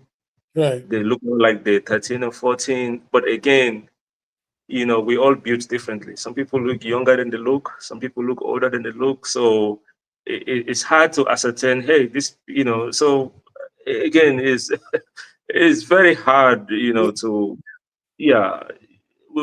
So in certain things, when you can challenge it authoritatively, it's better to, like, hey, we know this is, but what that does is people are paying more, they're paying closer attention. Anything that needs to be scrutinized, they're bringing it out to the public so we can all collectively say, hey, nah, these are definitely minors. These are, they're not 17 or 18, or they're not going to be 18 anytime soon, right? So it's bringing opportunity for people to be vigilant, to scrutinize things, more carefully. But again, we can't really tell who is who or who looks Gambian or not. It's too hard to ascertain. So final, and then you can give us your closing. Final. Your party, PPP, supported the Barrow government in 2021. Is there any chance, if the Barrow government, let's say, for instance, there is a fallout within the coalition, that there is no coalition, and here the NPP reach out and said, hey, we worked things out in 2021, but we want to guarantee you that we want you guys to come back and let's win this election, and then we're going to accommodate some of your policies and programs. Are you guys going to give them a listening ear? Is it possible in the works? Are you open to any of that? So I was no, we're not open to any of that because the incumbent, they've been there for 10 years. 10 years is more than enough time to for constitutional reform, for economic reform, for fighting corruption. We've seen what the likes of Patrice Talon have they've been able to accomplish in Benin. And Benin is a country 10 times bigger than Gambia. So if countries like Benin can do it, why not Gambia? And we have an incumbent that's been there for 10 years. So they haven't really shown Gambians they're really serious or ready for change. Personally, it's not a conversation I would even entertain. It's not something I want to be part of. I feel like we need regime change. We need more patriotic people, to lead, to govern Gambians. So for me, that's a big no, because that, again, if it's something I cannot eat myself or sell to my family or relative, I wouldn't sell it to my fellow Gambians. So the analogy you gave is a big So no way, no how. Yes, no way. Yeah, that's never happening. And it's not something I would ever endorse, because then I would have to compromise, on my principle. Yeah. Have to turn a blind eyes on a lot of things that I stand against, that I stand against. And I don't want to put myself in that situation. And for me, being in politics is not a do or die. I'm an entrepreneur. I continue to be an entrepreneur. I have investments here and even outside of Gambia. So we've seen politicians like the Dr. Caesars of this world, people that tell you this today and tomorrow they're out here defending like nobody's business. But anyway, yes, exactly. Yeah. But you are no Dr. Caesar, I'm sure. Anyway, I am not. All right, let me give you the opportunity. Closing remarks, Mr. Sawo. It's been very interesting, without a doubt, definitely. And you've thank you so much. Yeah, thank you so much for having me on your platform. This was a very productive and engaging dialogue, and I did learn a few things, just from the conversation we have. These are high-level conversations. These are tough questions that need to be asked, and I'm happy to come back on your platform anytime to answer the tough questions. And I'm not saying I have all the answers to the tough questions. I'm not saying I know all, but I believe we can learn a thing or two from each other, and we can work together, for a better Gambia.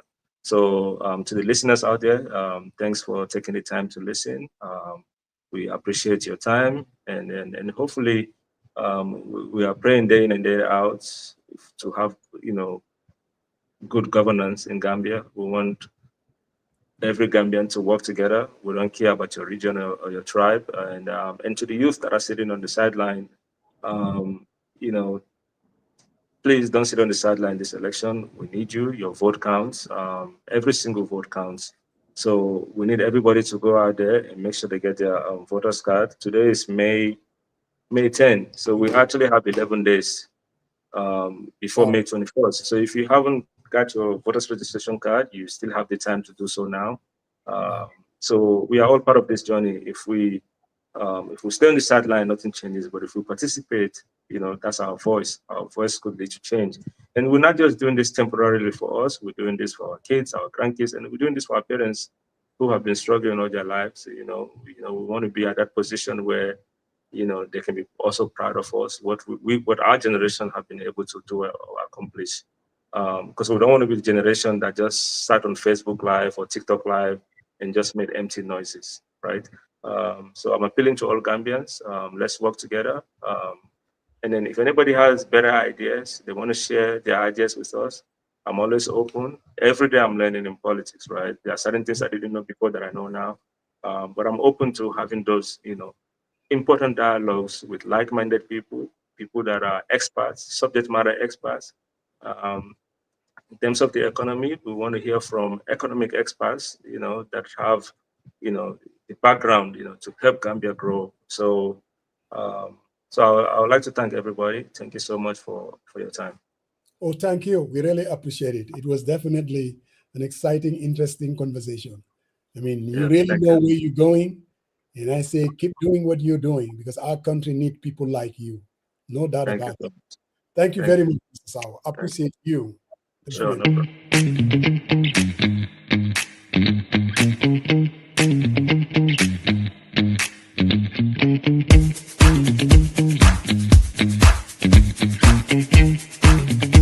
No deposit, flexible payment plans, and lots of discounts. Get your legal apartment today. Brother Maron, that was a very interesting conversation. I didn't even say thank you to my brother and I did. Yeah, you did, man. Father Mose, man. You did not. Oh, sorry. He's a Badibunka guy. I want him to highlight that, Right. No.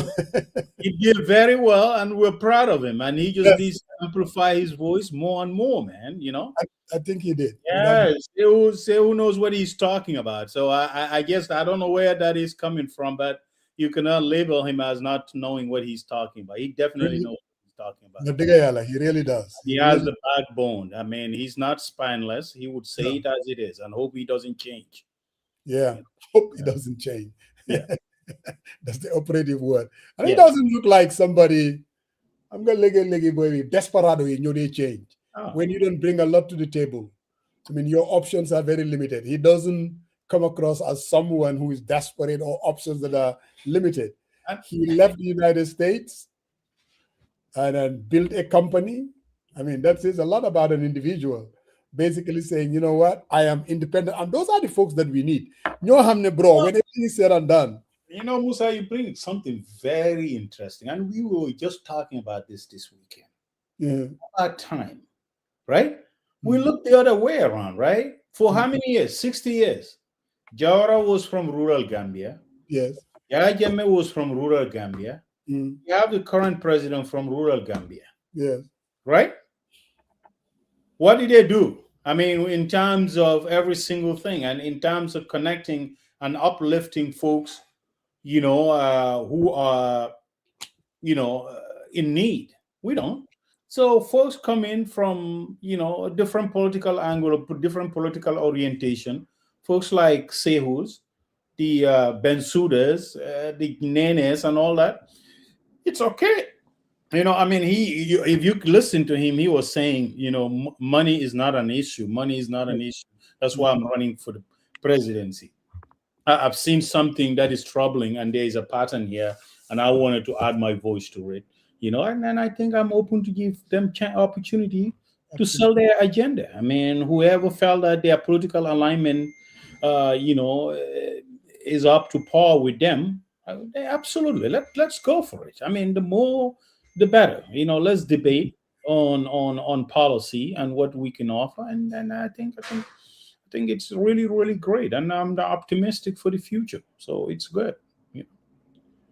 Brother Marong, I wanted to make a comment about something. I remember when I was in the Gambia and I was on, what's the name of the TV with Sabali and QTV. And most interviews that I gave and continue to give, that our democracy is not yet consolidated. It can be very fragile. Compared to other countries, we can say that our democracy is evolving. But bro, we need to be very careful. And this is directed at the government. If you get to a position to decide who you're going to run against, I am telling you, you are setting the country on a dangerous path. No one, including the current government, should be in a position to decide, to use technicality, who they are going to run against. There are rumors going around. Clearly, there is a party called the Unite. They have every right to form their party. They have every right to have a candidate. They have every right to take the fight to them. Continuously. We all heard what Ahmad Ba said at a rally in Sukuta, that we need to be very careful with these folks. We have to do something about this party. We all see them at the rallies. We all see them when you listen to Dr. Cisse. Recently, the registration of this party, everything has been done from A to Z. What are we getting?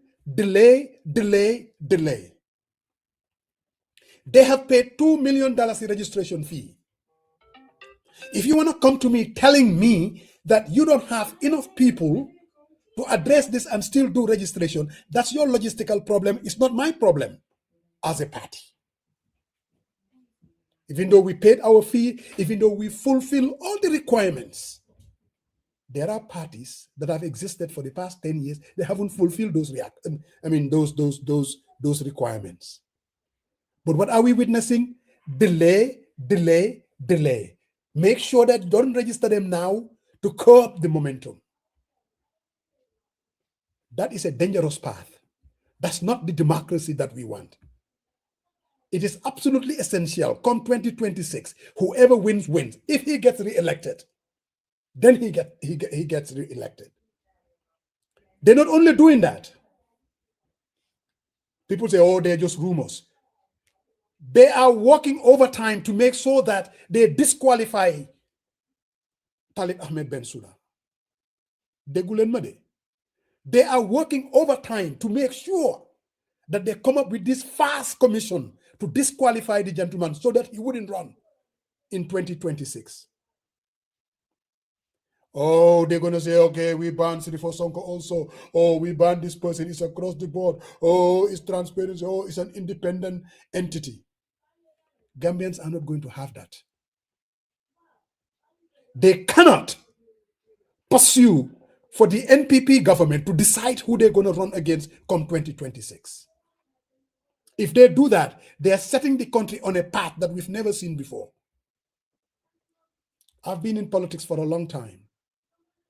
During the Second Republic, a dictator like Jammeh killing people, there were always rumors that he was going to ban A&M Dabo. He toyed with it in 1996. You remember that APRC guy that got killed? Aliou Njai, I think is the name. And the UDP was kind of taken to court, and the whole idea was to end up banning A&M Dabo. But even Jammeh, he wouldn't even do it. Now we have this government toying with the idea, Jemno Kopangalam, to come here and tell us, oh, we're going to ban these people from public service or running for office, using technicalities. If they do that, the election can never be free and fair, and Gambians are not going to take it. And it is a dangerous path that will undermine the consolidation of our democracy. You see, last week at the Senegal National Assembly, they passed a bill, because they've had these problems too, whether it was Ablaye Wade, whether it was Macky, coming up with technicalities to ban opponents, whether it was Khalifa Sall, whether it is Barthélémy Dias. These are things that African governments do. They hide behind technicalities to ban people to run against. You cannot do that. When everything's said and done, it's the Gambian people that have the final say who they are going to vote for. So for our election to be transparent, they have to stop stealing these registrations. We cannot go into the election knowing fully well that the register is compromised. We cannot go into the elections knowing fully well this person is going to choose who is going to run and who is not going to run. And what are they going to do? They do it so close to the elections that you won't even have enough time to be legally go to court and to be adjudicated. That's their plan. But that's not good for our country. That's not good for democracy, and that might destabilize this country. Look, the Independent Electoral Commission should be independent. The Independent Electoral Commission has to be appeared to be independent, has to be independent. If they fail to do that, if anything happens, no one else is going to be blamed but them and this government. But again, we did not find Jammeh for 20 years. I might be speculating, Bolong. I might be speculating. But I am a strong believer you deal with an issue until it happens, and then you start complaining. I'm not that kind of an individual. All I'm saying is there is delay, delay, delay. We've already seen that. They have fulfilled all the requirements to register the party. Yes, Connor, you're right. The winnable candidate, that's what they are scared of. They are doing everything to undermine his running. And you know what? Every party, if they fulfill their requirements, whether it's the winnable candidate, as you put it, or any other candidate for that matter, the most important thing is to make sure that our democracy is consolidated.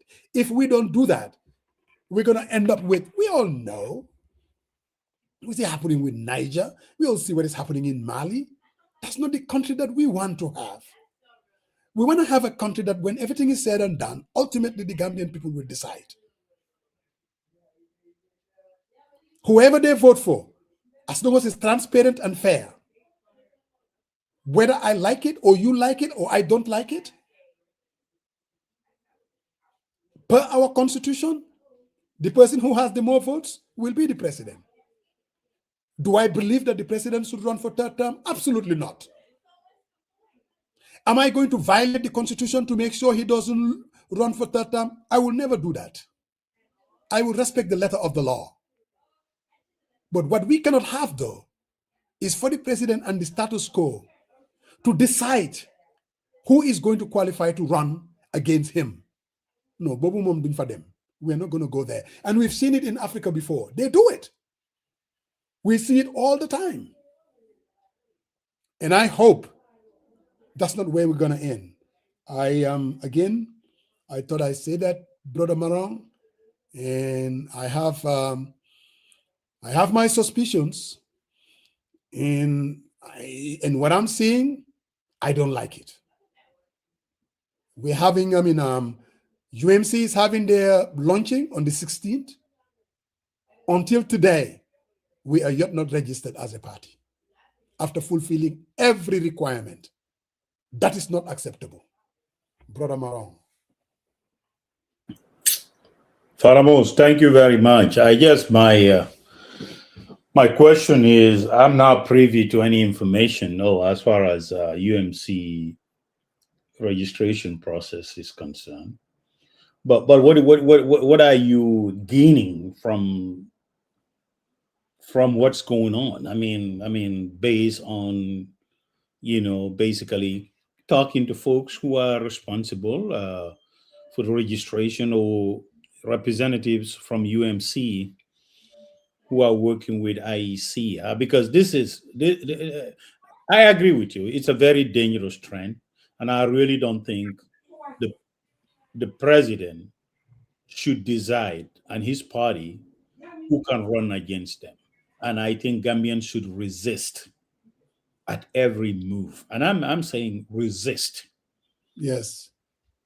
Gambians should resist at every measure. But what are the remedies? What do we have? And what would be our strategy moving forward? Because seems like you are upset of something. I know Father Mose. So obviously, give us the skinny. What's going down? That way we can all speak in one voice. Because I really think, look, bro, we all know that. How this party started out I mean, this is not just what one consider a briefcase party or someone just launching something. They are going full force, doing everything that needs to be done from day one. They are building structures all over the country. They are having congresses all over the country. Even today at KMC, you see them. People thought that this was just a party for the Greater Banjul area. It's way more than that. You see them investing in the tools that the party needs to contest at every constitution, every ward, every region. We registered the party, paid $2 million already. Like, I don't know whether you saw, Talib's interview on Kirfatu. Before the law was passed, it was $1 million. Paid $1 million. When the law passed, they said, well, you have to pay another $1 million, basically retroactively. So they paid an additional $1 million. Okay. We send in our registrations. Mistakes were made. They send it back and said, okay. And we all talked about all the mistakes that were made. It was rectified and then resubmitted. And this was since when? February, I think. Now, bro, we've done everything that the party was supposed to do. All of it. You cannot keep quiet. You cannot hide behind. You have logistical things. Fila Harijar, you're doing registration. Nyololo is not our business. Our business is we need answers. You can't delay because you don't want to register the party. We're launching on the 16th. And we all heard what Joe Colley said the other day, coming there talking about assembling and congresses. Where in the world is he coming from? I've never heard that in my life. You are not supposed to act like a political party. Why is he saying that? You want us to give you the benefit of the doubt. You have to demonstrate appearance of neutrality, appearance of independence. You cannot be seen because African politics, people are always very suspicious of the Electoral Commission. They are from the get-go because he is appointed by the president. He appointed the guy. When Ali Mobar Njai resigned or retired. So people are already not very trusty as far as the commission is concerned. And then you come putting out rhetoric that people are saying, where is he going with this? And after fulfilling all the requirements, you continue to delay. Our people, they've been contacting them, whether it's the deputy chair or the commissioner himself. Even ordinary people like me, nobodies, are even contacting them, saying, what is going on? We're working on it. It's not an answer. Tell us whether, if you don't think that we have fulfilled the requirements, then disqualify us. You know what I mean? But you cannot basically doing it to kind of somehow impede the momentum of the party. Because we all know, bro, a brand new party to be competitive and run a campaign against an incumbent, it's not like walk in the park. All we're asking for, treat us fairly. And then, we all know about this local government commission. It's been hanging on our heads. We all know why it was launched. A commission was created, full of people handpicked by the president. These are known people that are NPP in that commission. We all witnessed the commission, what transpired. As a supporter of UMC, as a supporter of Talib Ahmed Bensouda, he was clean as a whistle. If you want to use that commission and hide behind a technicality to disqualify him, all you're doing is you're playing politics. And Gambians are not going to have it because it undermines the consolidation of our democracy. Yeah, but Musa, this further goes down to What is the moral justification? And let's call it as it is. For example, the commission comes in and say, we disqualify this person. He cannot run. But the president, as recent as last week, appointed the former IGP, Yankuba Sonko, to oversee a committee for lands, who was actually banned by a non-partisan commission. Also, the person who is currently overseeing Pura, he was banned. A person who runs after him 24/7, being a praise singer, was banned. Yes, Sabali. This is why I said, if we let them do this and get away with it, they will do more. And I think people needs to resist, Musa. There is no moral justification. He set the wrong precedent, and he cannot get away with it. So who is a better citizen?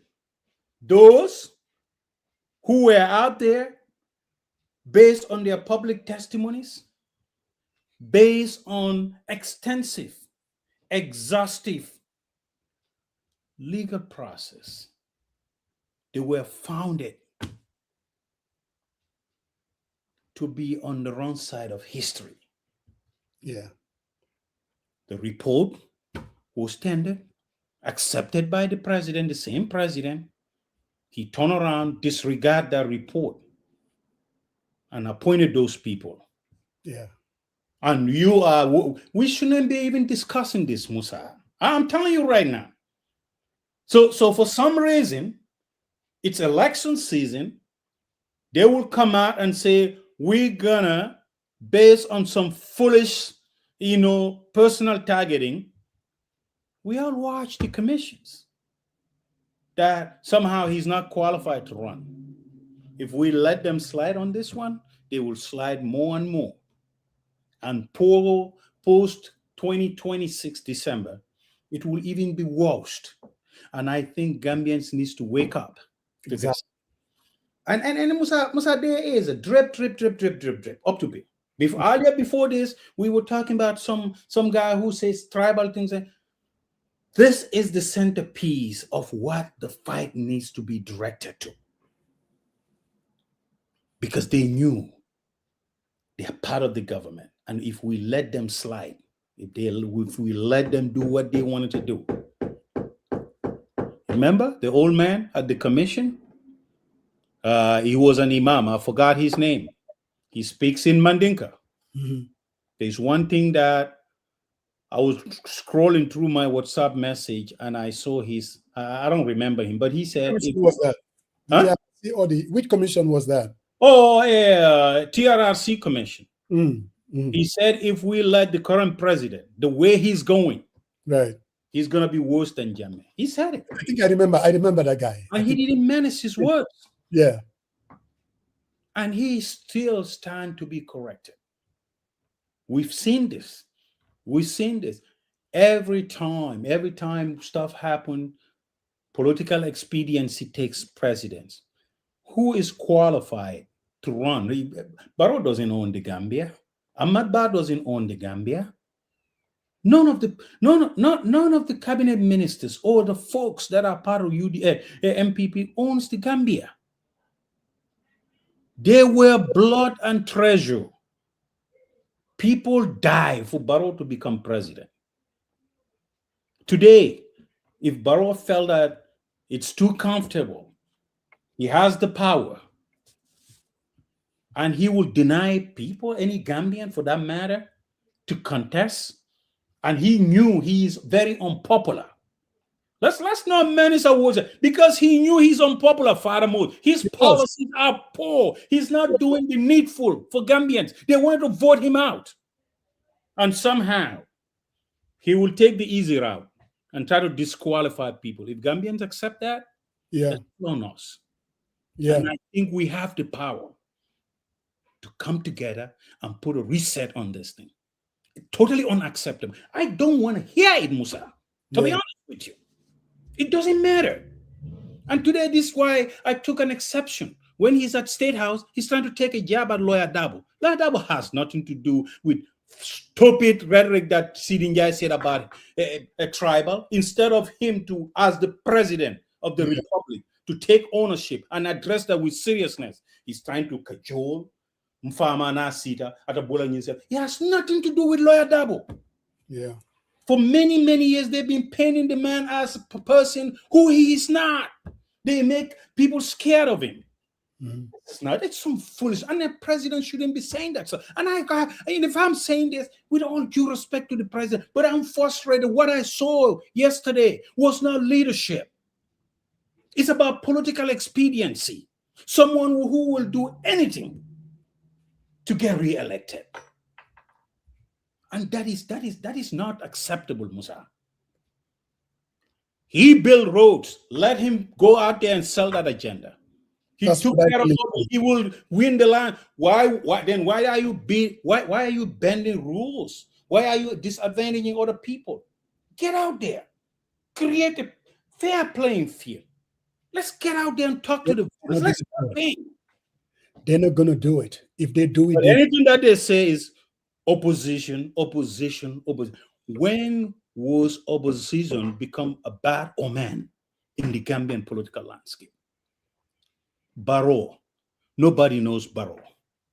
And sometimes it doesn't bother me who is next to him because I'm not going to go next to him. Yeah. But I think at least what he could do is respect Gambians. If there are issues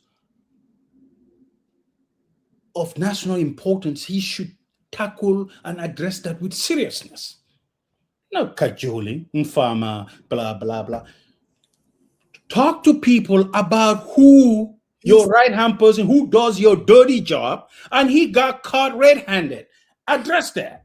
He's not going to do that.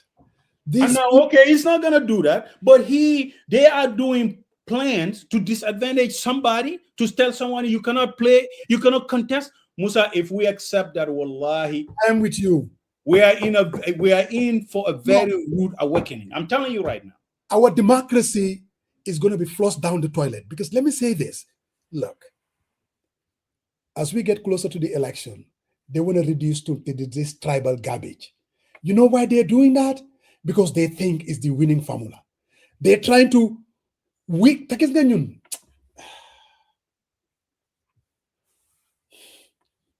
we all know when you listen to Sidinjai and his garbage,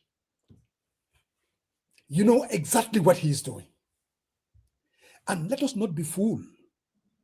If anyone think that Sidinjai is doing this because he's a nationalistic leader for the Fuller tribe, you are mistaken. That's not what he's doing. You have Mandinkas within the NPP. They know exactly what this guy is doing. These people, they don't care about that. What they care about is exploiting what they think is the easier way to win an election. They don't care about that. For anybody to think that these people are doing this to fight a tribe or fight for their tribe, they're not doing none of that. They think we're so stupid and gullible that they are going to exploit that. Look, let's take the facts as they are. You heard what he said. Here you have a guy who thought that talking to a young guy, beating his chest, bravado to show him he's so powerful. That's why he said something like that. Even the minister, I was able to stop them. I mean, this guy from GRTS, I was able to make sure that he didn't get appointed. He didn't get appointed to the position. And then he went further and he said, this guy, what is this? He's a UDP sympathizer. The guy said, I don't know. It's like, is he not a Mandinka? Let me say this.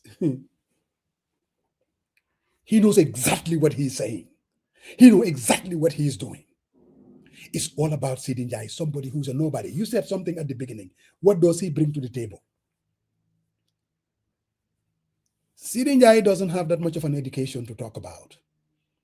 Some guy was saying that he went to, was it Sanjay? He was law school. He never finished it. Sidi Njai is not an entrepreneur. Everything Sidi has, people think that he's a political operator, that he brings a lot of political capital. He doesn't. The only time he contested in Nyanija, Fiko Gayaham, he was beaten by a landslide. So this guy doesn't even have political capital. What does he have? I will tell you what he has. Sidi has a name ID because during the impasse, he was elevated by Jammeh. All right? He betrayed Jammeh. He had a name ID. When he came back, he saw himself as Van Leiden. I'm wanted somewhere. He doesn't have shame. He doesn't have boundaries. What he has is loyalty. And loyalty in Gambia is a good capital to have. He has loyalty. Wherever the first lady goes, Dafa and that city. He uses, Maimuna Sise said something. All he has is visibility. The power that people think he has, he doesn't have it. He has visibility.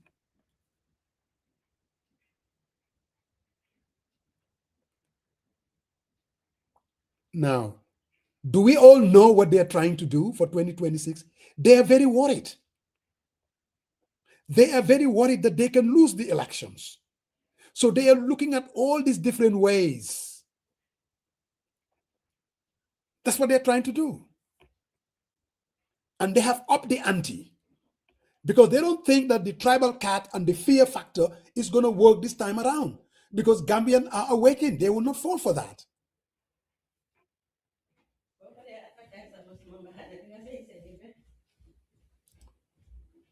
They do know that. They know that.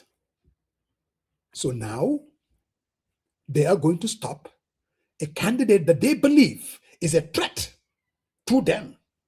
And the way to do it is delay, delay, delay. When it gets closer to the election, give it a few weeks, there will be a report from the local government commission. Or we're recommending this person did not do system A, this person violated system B, the processes were compromised, blah, blah, blah, blah. They are the ones responsible for it. So we're going to ban them in public to hold public office. And they will justify it is across the board. Or their own people were also banned. From day one, the whole commission was to target Talib Ahmed Bensouda. From day one. And that's what they intend to do. But you know what? The Gambian people are going to fight them all the way. The reason why I'm saying is, and you're saying the same thing, they are threatening the stability of this country because Gambians are not going to have it. You cannot get into an election to decide who you're going to run against. I have a serious problem with that in Morocco. People are saying, you don't have any, are you hearing something?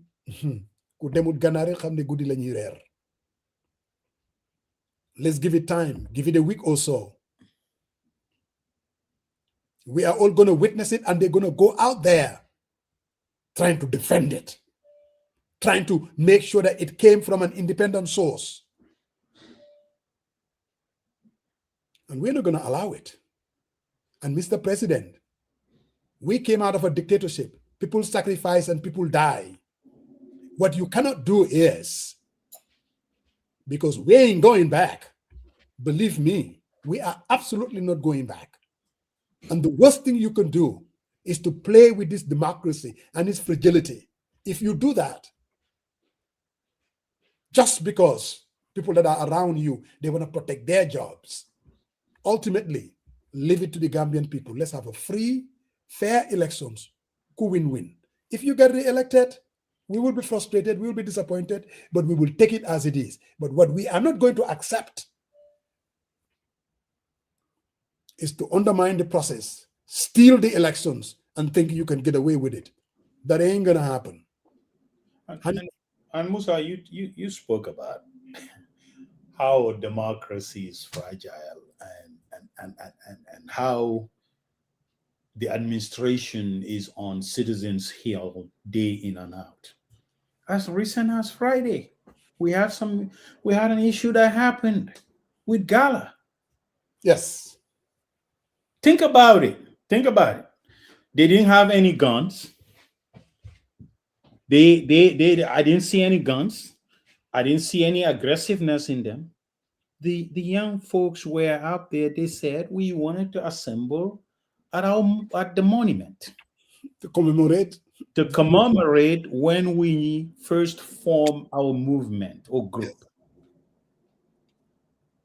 They went out there. They wanted to assemble. What I saw was escalation of force instantaneously. Rapid fire. They handled the same thing, if you could. Remember, at Pura, when they went down there to hand over their petition. Mm-hmm. These things you have to know how to handle them. People deal with these issues even in the war zone. Mm-hmm. And I'm going to use example. General Petraeus, everyone hears about counter-insurgency. He didn't go down there and tell his folks, like, try shoot them right on the open. He knew the population's vulnerability. Mm-hmm. He knew they were marginalized. Mm-hmm. Because he understands the strategic and political nature and economic impact the government's policy have on these folks. Mm-hmm. And he engaged them. Some of them, they are all videos. You see group of approach, and there's an interpreter, and the interpreter will start talking to them. First of all, he went out there and started explaining to them, talking to them, and trying to make a case why they need to work hand in hand. And what I saw that day, they could have approached Omar and talked to him. Mm-hmm. Instead of him preventing them. Mm-hmm. Okay, because obviously their letters stipulated the time frame they could be there, and that was approved.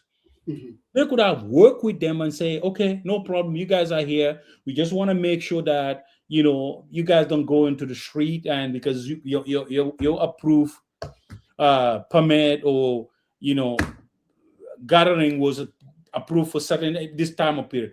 Do it and go home. From my point, if I am out there and I'm leading, that's what I would probably do. They don't have any banners.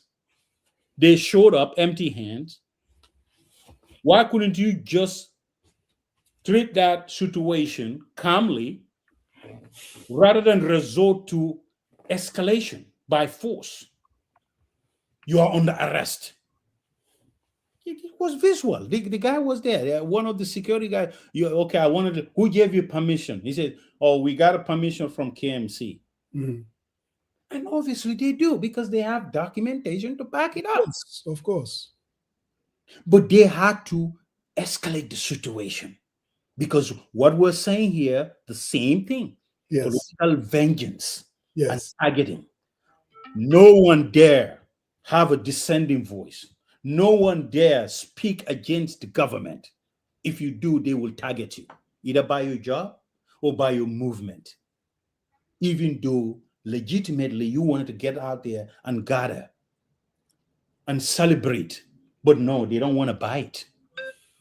The situation got turned in, rammed them up, grab a blade, a young woman, pulled the leg. That's even against the law, Musa. Yes. I saw that I was troubled, and that was the reason when they said, "Oh, we have security sector reform." What is the sector reform about? And I'm very happy for Dr. Caesar to come here, or the IGP, or anybody else. And I want to challenge them. What are they doing? Because all of those, their lives were not on imminent threat. I don't know why a security female officer could not talk to her and take her where they need to. Why would men drag her? Yeah. Her clothes was all over. And that's despicable in itself. And I think they need to be very careful, but they are testing waters. They've been testing waters. Taking people for granted. And I watched that. Right here, they denied them for bail. They were saying, "Oh, it's from who? Musa, that's not when we people fought for change in 2016. That's not what the solo Sundance, everybody else were killed. They did not fight for like what Jambe 2.0. Nobody should care for it. And if we speak here, they say, oh, they're sitting in their comfort zones and they're telling people to come outside. I am not telling people. I do my part when Jammeh was killing people. And I'm going to amplify my voice every single day when I sit on this platform. People shouldn't be scared. They are testing waters. They are doing it. They got incompetent people who could actually approach these young folks and talk to them, Musa. What? They were there for 4 hours, 3 hours? If they guarded even that monument, they fill it up. You are there to protect them, making sure there is orderly conduct. And what would they do? After them, you tell them to disperse and go home. That's it. That's how you handle this situation. Let's look at the law. We all want to rely on the law. Let's do that. What does the law say? The Public Order Act. You have to have a permit if you are going to assemble and making like going from point A to point B, and then you are using a PA system. That's what the law says. If these Gala folks were going to, from Serekunda, heading all the way to the monument, then I get it. They need a permit.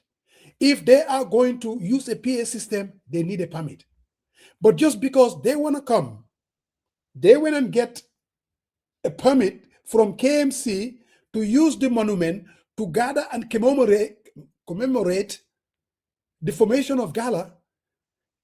For me, it's not even smart. To be honest, it was totally unnecessary.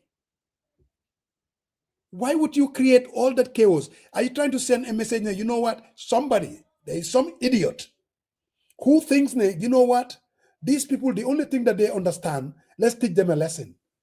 Isn't this teaching people a lesson? It's a recipe to instability.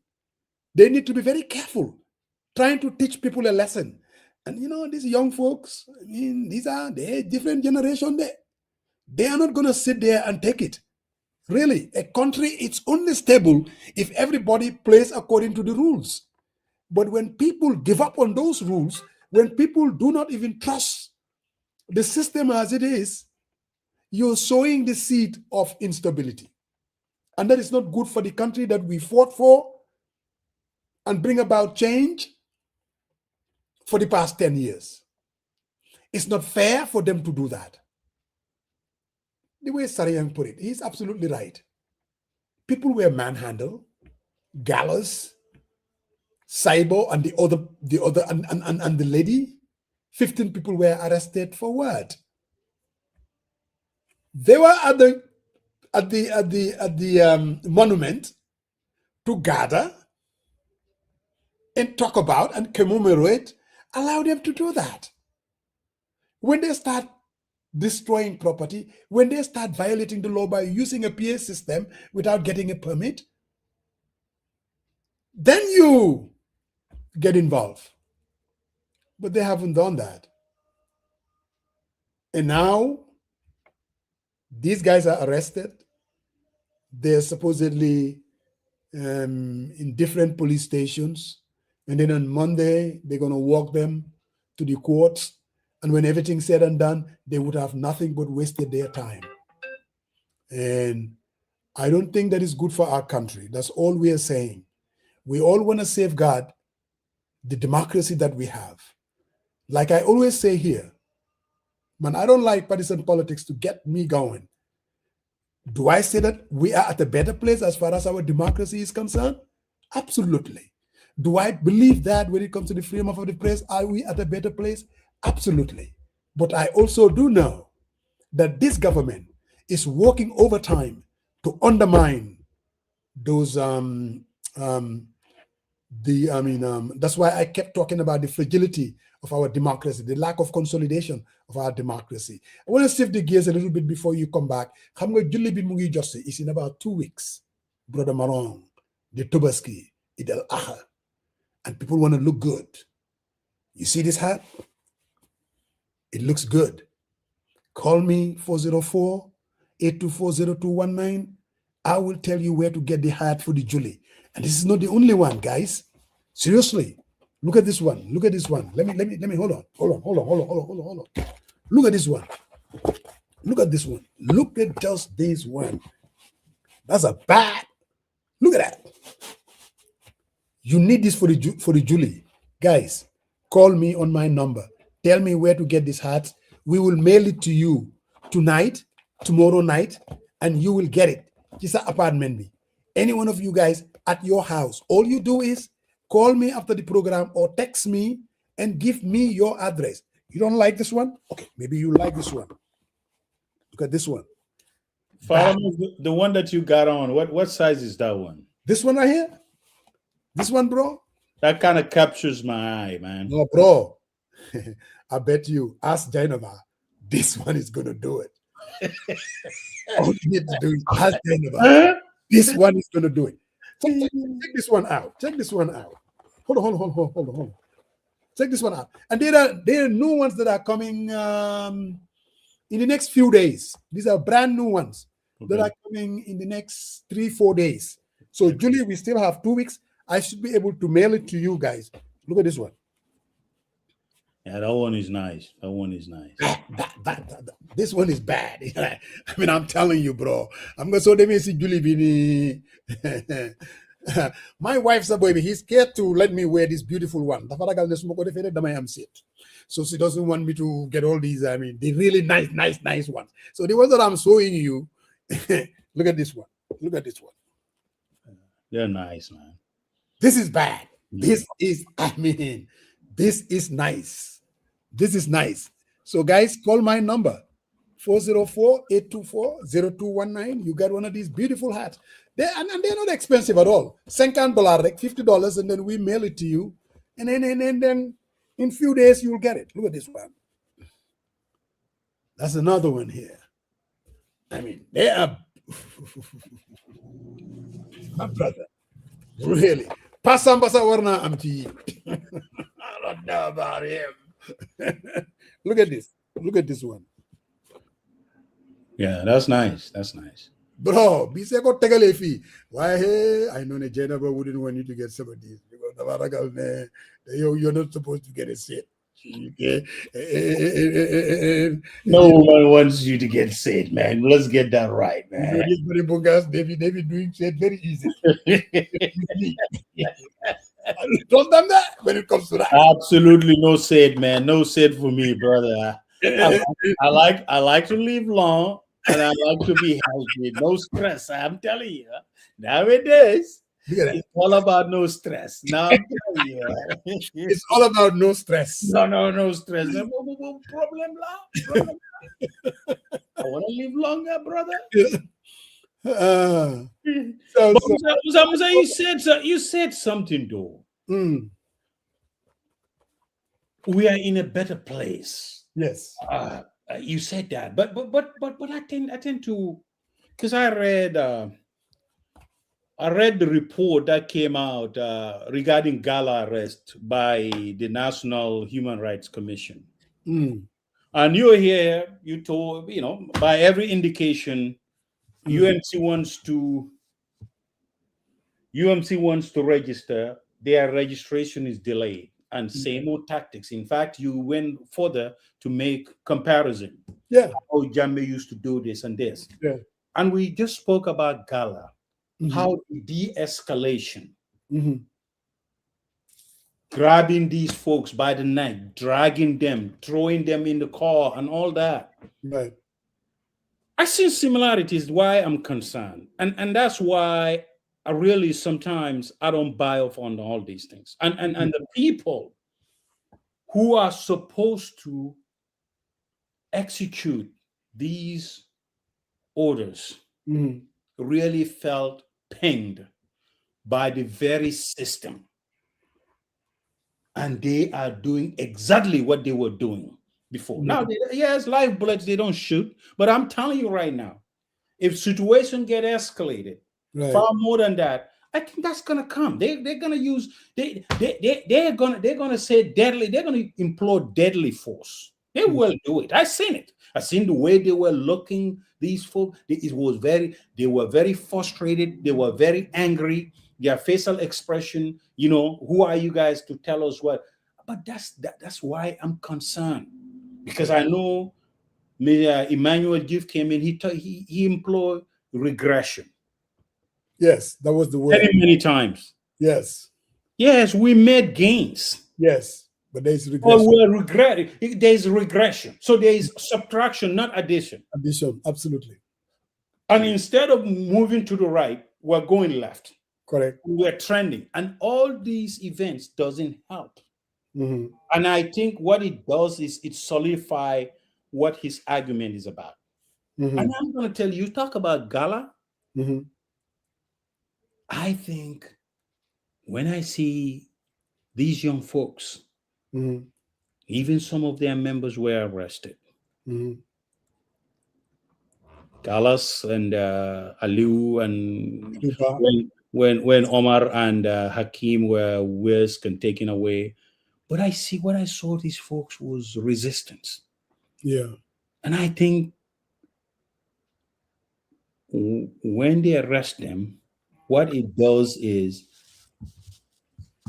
it creates this phenomenon.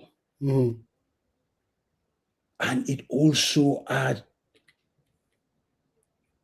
to their argument, what they are making. And people are taking them very, very seriously. Mm-hmm.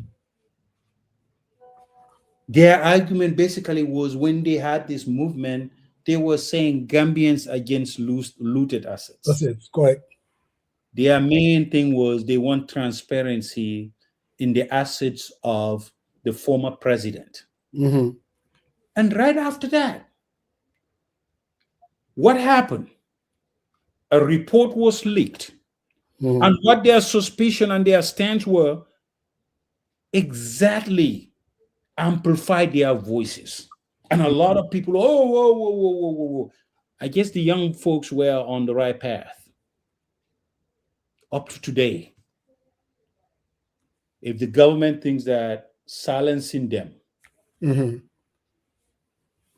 or arresting them, that would diminish their power or their voices, I don't think so.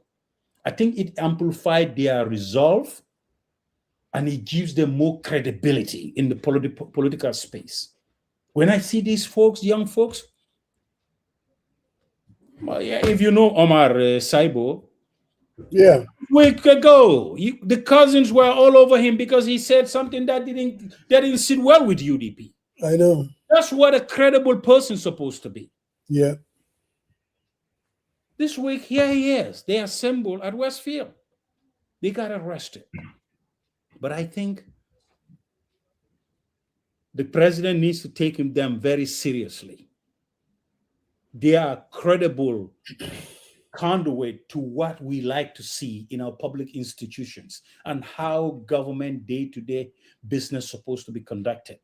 Not to suppress them, not to arrest them and target them. This was targeting. And watch, they have no case. Of course. They go to the court on Monday is a waste of time. It is. That's frustrate them. Any sane magistrate or judge will dismiss that case in a heartbeat. Yes. What is it based on? They didn't violate anything. That's what I'm saying. What did they violate? Oh, they did not. I'm telling you, lawyers online. I'm not a lawyer, but I know that the Public Order Act, you can assemble anytime you want, as long as you don't need a permit. What did they violate? And Musa, this is why I said the central question is drip. They're testing us. Yes. You need to teach them a lesson. You know what? People subdue to Jammeh's cruelty. Yes. Until when we had enough of it. Yes. I think enough of 8 years, enough of 10 years. Let's bring something new. Yes. And it's not going to be easy. I knew it. It will be disagreement. Yes, but we need there will be finger pointing. I get it. We need to do it. But at the end of the day, we need to resist. Yes. We cannot let these people continue the path they are on. They don't have anything to offer, divide and rule, and they wanted to go back to 2021. And we cannot let that happen, Musa. Exactly. So That we cannot be the solution. so And yeah, going to you, visiting your homes and all that, give you a bag of rice and all that nonsense. 5 years, you're suffering. You don't have any hospitals. You don't have any basic services.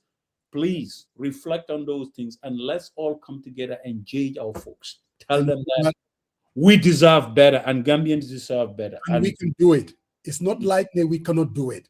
Yeah. I swear to God, seriously, if we come together, we can send these people packing. Because now all the issues that we are talking about, this tribalism nonsense that they are peddling, the sitting guys of this world, you put them out forever. Yes. God, if we do that as a people, we come together as a people, we can stop these people. I'm telling you, now is not the time to be thinking about how am I going to get this person elected. Yeah. I swear to God, you know who I support. To me, let's come together and have someone else and then make the change that needs to happen, whether it's him or anybody else for that matter. Look, the stakes are high. We can't close our eyes and get blinded because come December 6th, we're going to lose. And then these people are going to justify anything. Be like, I mean, seriously. And also, we don't want to allow our country to degenerate to instability. It's not worth it because innocent people are going to die. And this is where I have a problem with. Innocent people are going to suffer because when some of these things happen, be like, there are collateral damages, and it's going to take us years, and then it's going to put a scar on our international reputation.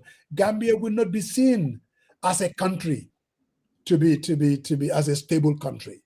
We don't want to do that, but there are other ways that we can stop them without allowing our country to degenerate to instability.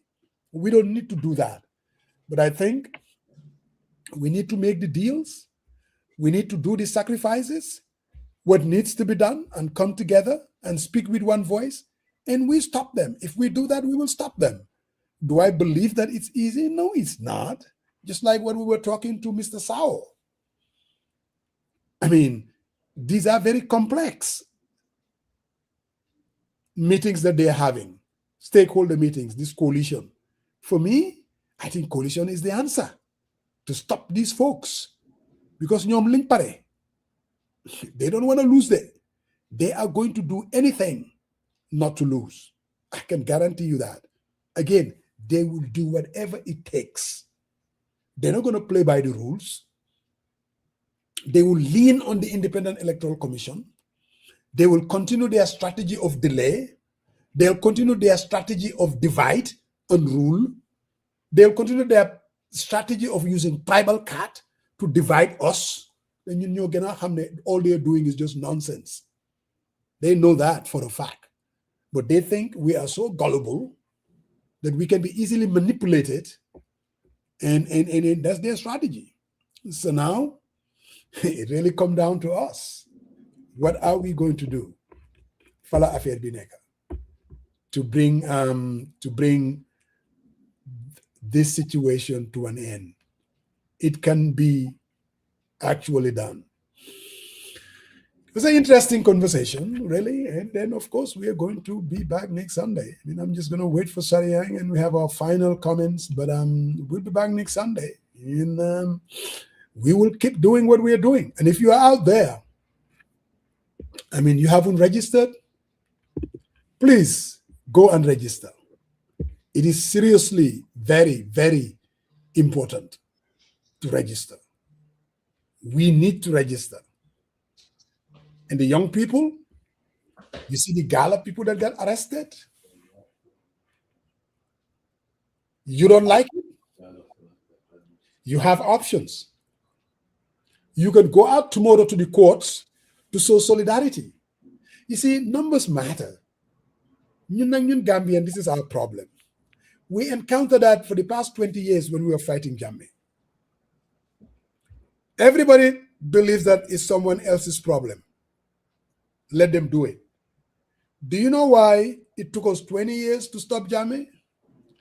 Because not everybody was on board. No.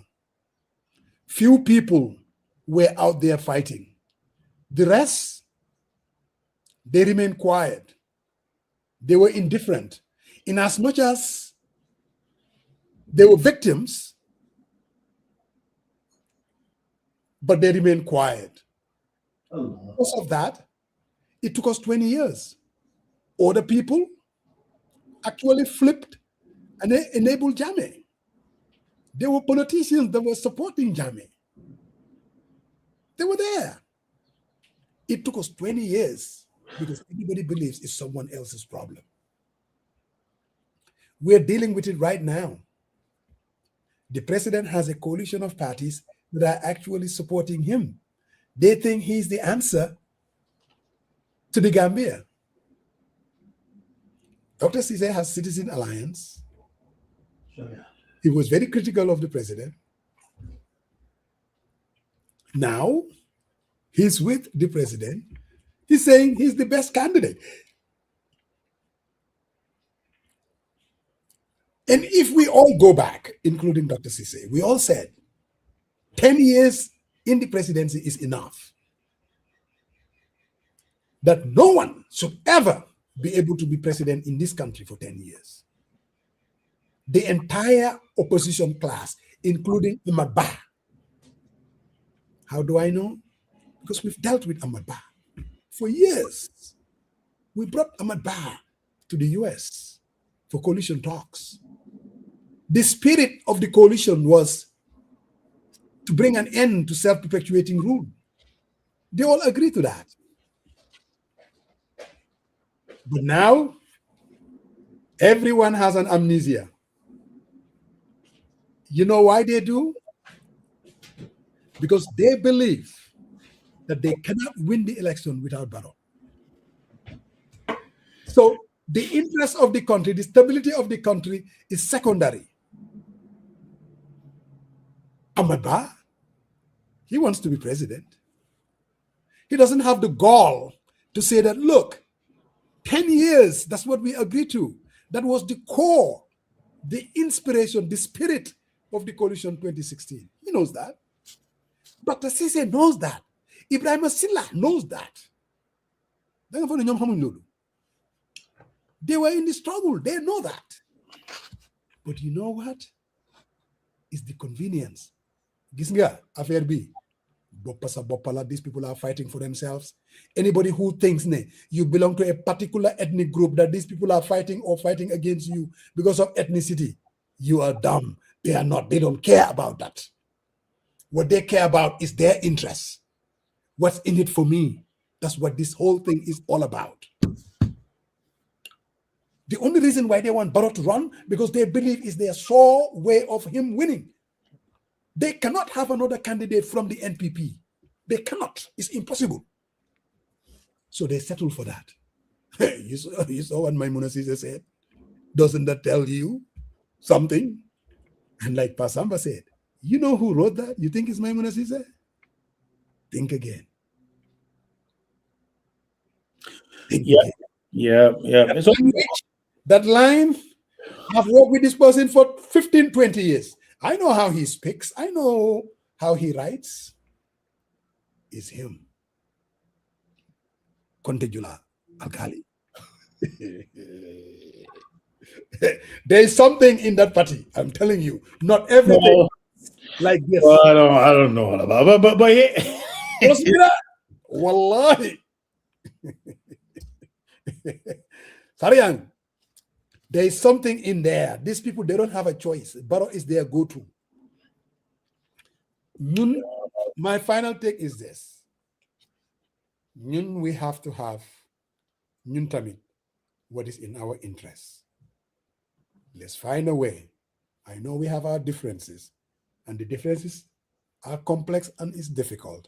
I understand that. I wasn't born yesterday. People are angry. Everyone has a way of justifying why people succeed your way. You don't bring people together with that mindset. We all come together, we make the sacrifices. They are banking on that we cannot do it. If we do it, they are gone. If we don't do it, do you remember it? Wallahi. So Musa, last week I wanted to revisit this coalition with non-alliance. After our exchange, and hopefully coach will call. someone actually engaged, and he raised very, very valid points, and I wanted to bring it out here, and I promised him that I was going to bring it for discussion, but we caught up with this whole.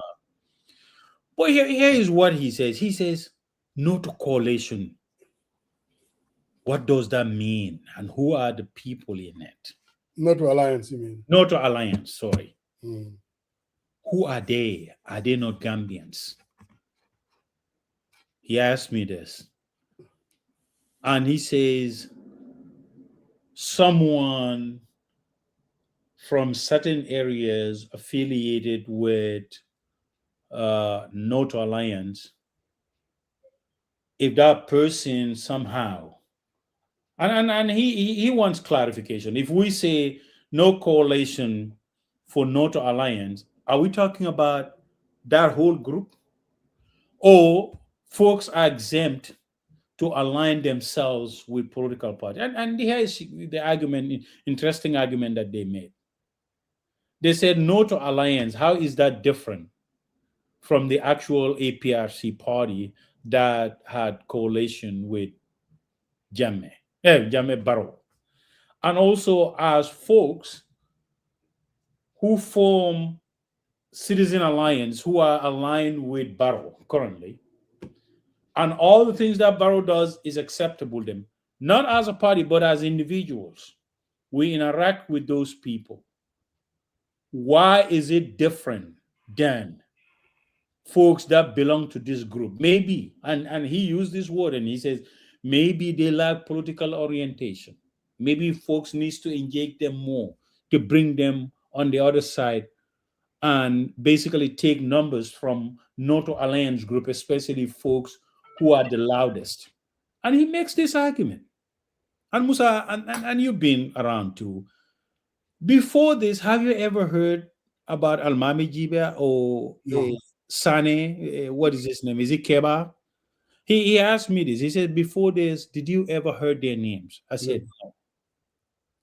So he said, that should tell you something. The folks that are pounding their chest that they are the biggest Jammeh defenders, when it was hard, you didn't hear from them.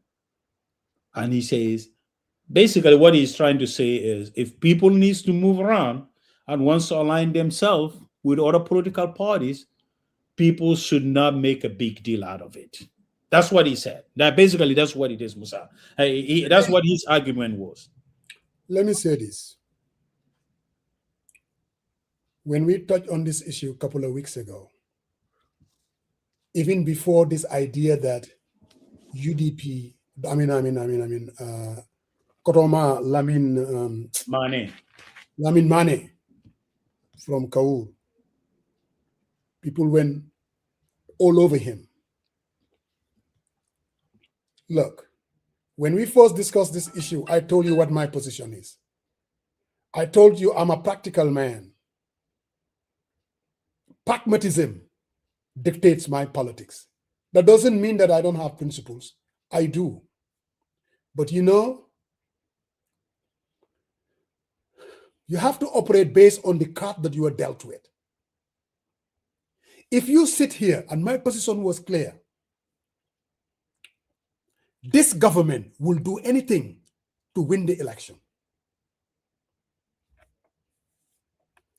If No to Alliance were to sit down with APRC proper and they find a common ground and they join the Barrow bandwagon, the election is over. We are done. Sarian, you can have all the principles in the world. But the reality is this. I know Pasamba, he sent something to Coffee Time. I know Mahdi, their position. I am absolutely against it. I don't believe in litmus tests based on the reality that we are dealing with. I am not going to leave 50, 60,000 votes on the table just because I have principles. Oh yes, they'll tell you Jammeh has murdered a lot of people. Oh, Jammeh has done this, Jammeh has done that. You're preaching to the choir. I know that. You know that. I don't go to a boxing match with Mike Tyson and tie my hand behind my back and expect to win. I'm not going to do that. This is what I said 2 weeks ago when we talked about it. We cannot win the election. And I told Pasamba this. It has to be about the future. I'm telling you, Jammeh been gone 10 years. He has done horrible things. I will allow the law to take care of that. What we are not going to do is to compromise and say that, oh, if we form a coalition with No to Alliance, we will say, oh, Jammeh, whatever you did, you can come back and then we will make sure that you're not going to be prosecuted. No one is saying that. That's not what Lamin Mane is saying. But Lamin Mane is a political operator. He's beginning to understand the reality that in any election, if you don't have a big tent, you are not going to win. And that big tent sometimes, the individuals you don't like their politics. It's all over the world. People are going to say, well, Dangan Nan put it. I remember what's his name saying that, what you did not put it, Nanumo put it. They said, oh, you're giving the finger to, the solo sendings, what they fought for. Okay, let's find out what did they fight for. If forming a coalition and defeating Adama Barrow, and I am going to bring about political reforms, am I not taking care of the very things that this man died for? If forming a coalition and bringing about a freedom of the press, that we are not going to have this media bill that they are throwing around, isn't that fighting for what did Haidara die for? Let's get away from this idle talk. Let's deal with our reality. You cannot win the election by basically giving up Foni. Look, if you do that, you are making a sad mistake. The reason why UDP is doing what the UDP is doing, I would do the same thing. If I was their campaign manager or advisor, I would tell them to do it. Yeah, but Musa, I wanna correct this though. I think let's not get carried away. No, hold on a second. I want to make correction that somehow No to Alliance, it's only in Fonyi. No, it's in Fajikunda. I know that. It's in Latrikunda, it's in Talending. I know that.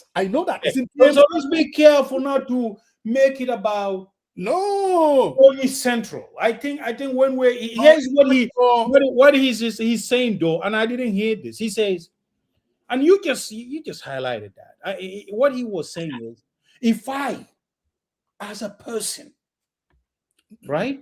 Sorry, I know where the guy is going. Okay. No to Alliance, them now new na yip. These are people that support Jammeh. I get that. Jiba, he supports Jammeh. I'm telling you, I'm not going to dance around it. No to Alliance is all about the Jammeh influence. No to Alliance, the reason why people vote them in numbers, these are Jammeh supporters. Let's not kind of purse the word or try to get, cute here. I know that. What I am saying, if we are going to form a coalition, I am not going to say, no, we're going to form a coalition with everybody else except them. Manduma de Flulu. I'm not going to do that. Now, if they come and they say that the only way we are going to be part of this coalition, that is, if Jammeh is going to come back and contest the elections, or if Jammeh is going to make sure that he's not going to be prosecuted, any conditionalities of that nature, I will not agree to that. But I am not going to come up with a litmus test singly for them. Duma def lolu. And I'm not going to use these principles.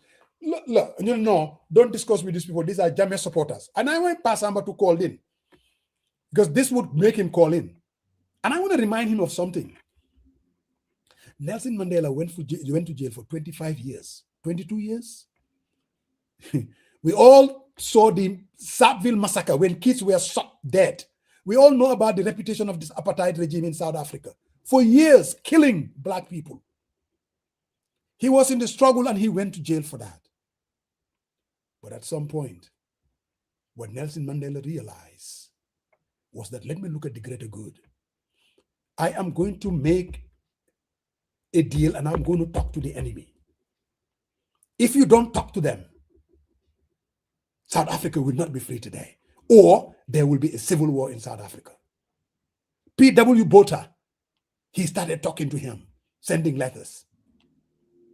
Until de Klerk came, he continued doing it. Some people, very radical within the ANC, they thought that he was selling out. The man has been in jail for so long, that's what they believe. You see, principles is good to have, but pragmatism has to be exercised. Israeli-Palestinian conflict has been going for 70 years. They still continue to kill Palestinians because they don't have leaders that are willing to deal with the reality of the situation. Yasser Arafat was doing it until his deathbed. Still, Palestinians continue to be killed. Why am I saying this? All I'm saying is you can have principles all you want, but the idea, because we know seriously, having a comprehensive coalition that includes no to alliance is in no way an endorsement of Jammeh and the things that he has done and his atrocities. No.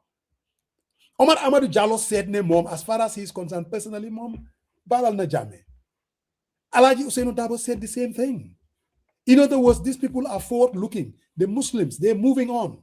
They are not saying they endorse or support what Jammeh did. They are not saying that Jammeh should not face prosecution or justice. They're not saying that. But for all practical purposes, the reason why I support there should not be any litmus test. Moine, we want to defeat and we want to bring about change. And the only way you can bring about change of the people, their legacy, whether it's Solo Sending, whether it's Beda Haidara, is actually defeating these people, bringing about policies and programs, and do the system change that we are all talking about. If we don't win elections, we will never be able to do it. Oh, then you feel good. Yeah, Manduma Wahanyi, because you were everything that they have done. For me to go back and talk with them, sit on the same table, it means I'm endorsing. I don't see it that way. I absolutely disagree. I don't think there is smart politics. And if you are going to build a big tent, coming back to it, Sarian, if you're going to build a big tent, Bilahi, not everybody is going to think alike. They're all going to have their different ways of doing things. That is the reality of our political situation. So and you said something. It's not only for you. In the Birkama area, go back. Do you know why? Kande in 2021 he pulled almost over 100,000 votes. Do you know why? You think it's just Kande? No, you go sleep. Those are APRC votes. I'm telling you. You give up on 100,000 votes just like that, and you expect to win an incumbent? Come on now. It doesn't work like that. Again, call me, Pasamba, call me these names all the time. I'm a deal maker. I want to make deals. I don't have principles. Maybe I don't. I do have principles, and I want a system change. But I'm also a practical person. I know the Gambian voter. Don't tell me the people that voted in 2021 and voted for Adama Barrow, they didn't know that Adama Barrow was basically in coalition with the APRC. How come they didn't punish him for that? Why did he win 54% of the votes? If they had a problem with it, are you mad? Faramojos, I might sound crazy, but no. But how you are framing your argument, though? I'm little. Here is where I am, and I want us to stay in lockstep here, because what the guy is making argument after watching this program, I'm sure he's probably watching the program right now. He is saying, okay, these Gambians, they align with no alliance. Alliance as a group, they are not even a political party. They have 5 representatives, but now I guess they are down to 3, right? Almame, Yeah. yeah. So One of them is with APRC. No, with Barrow. The other one is running for president, I think. yes, independent. Yes. Hmm. So they I think they're left with 3 now, right? Is that what it is? Yeah. Yes, Almami Jiba. But you see, No. Hold on. Where is that? But where his argument is, and he got me thinking for a while. He says people are lying. There were people in APRC. They moved to UDP after the change. They went back to Barrow. And his argument is, and also he tied this with disenfranchisement. This is where his argument lies. He says, as a group, no to alliance. So if someone says, you know what, I've understand what is going on, now I wanted to change. And I wanted to align myself with those, whatever new political party, whatever. And he says, can you deny? Because if you take those folks out of not alliance is not alliance anymore. The people who support it. And he said, it's not only Fonyi. People are mistaken. You got people in Banjul who support him. And you go around KMC all the way to Fonyi to Kiang. They are all over there. But how do you disenfranchise those people? I mean, how would you say no? You guys are no to no to no. And how do you make that argument? Because the number that you counted, 100, they don't win that. They didn't go down to cast their vote for Mama Kande as an APRC, but they went out there to cast their votes as Gambian for GDC. You see what I'm saying with this argument? Yeah, but let's not be cute. No to alliance. If you take, it's not about Jiba.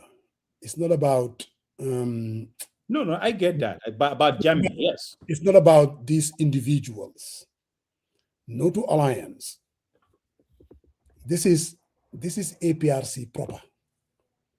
APRC proper that support President Jammeh. That's no to alliance. Understand? Either way you peel it, that's what it is. These are Jammeh supporters. Yeah. And you're right, they're all over the country. Understand? And all I'm saying is, what do you do with voters, those voters? What do you do with them? Understand what I mean? Mm-hmm. Are you going to say, you know what, because these are Jammeh supporters, I am not going to have an alliance with them? You can do that if you want.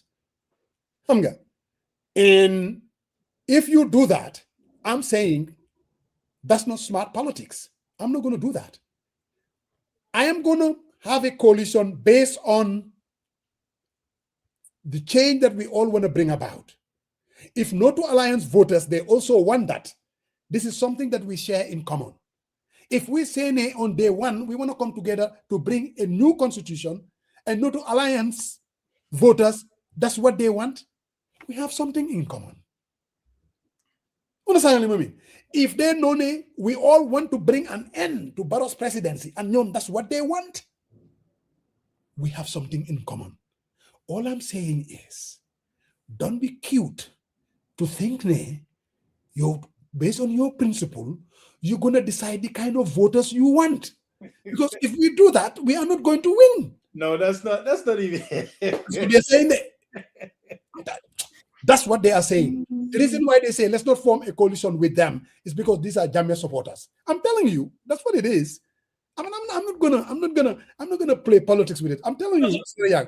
I know what your guy is trying to do. I mean, I understand that, but you see, that is just kind of trying to hide behind the political reality. Is these people are not going to vote for Barrow, all right? Most likely they're not going to put up a candidate, all right? And these voters are going to vote for somebody. All I'm saying is, if we're going to form a coalition, let's create this big tent. All right? And then they will come and we will all vote. Whatever our differences are, we will take it. Here's the question, though, because It's been a while, man. I got to get on to something here. Yeah. But what I'm asking though is, say for example, those voters are out there, and UMC happen to be out there and talk to some of these voters. I mean, let's forget about no to alliance too. Right? I don't want that label. So we're talking about particular voters who had their voters card and looking for home, or they know for a fact that they're not going to vote for Barrow. They know that. So how do you engage those voters? And they are looking for home. People are going to them. I mean, SFL was there. I mean, UDP was there in the phonies, and they're talking to these voters alone. They are doing that. But Bunyan Nahante, talking to those voters alone is not enough. Understand? No. You know, we got something going on here. And I can take my message to the people of Foni. You can do that, or the people of you don't vote. No. You'll be surprised. You'll be surprised. The man, Sol Baji, said, let me read his stuff. Yeah. And I think it makes complete sense. Mm. And I think sometimes we get into the high level stuff when the fundamentals, we miss it. Yeah. I will do my effort to cripple no alliance for them to lose their numbers than arguing about some no to alliance. My efforts will be driven towards targeting those individuals. So here is what he said. And I think you were fumbling all over the place. You didn't answer the question. But let me read the answer of this real strategies. He says, you tell them to support your program because Jammeh will never return, and that we are building a new country that serves everyone, and that they will have the same opportunity as everyone. Investment in the country will be non-discriminatory. Gambian killing, Gambian whatever, Yukon, Gambian Gote, Gambia blah, blah, blah, blah, blah, and blah, blah. Do you agree with Saul's take on this thing? Absolutely disagree. That would be the dumbest thing to do. I am telling you. If your goal is to maximize, I will not even touch it. I will not even go there. I'm not even going to deal with Jammeh. For me, seriously, look, we are coming together. We are going to talk about a framework of issues that we want to bring about change. The focus is going to be on that with their leaders. Okay? I mean, if you go to, you know what this guy did?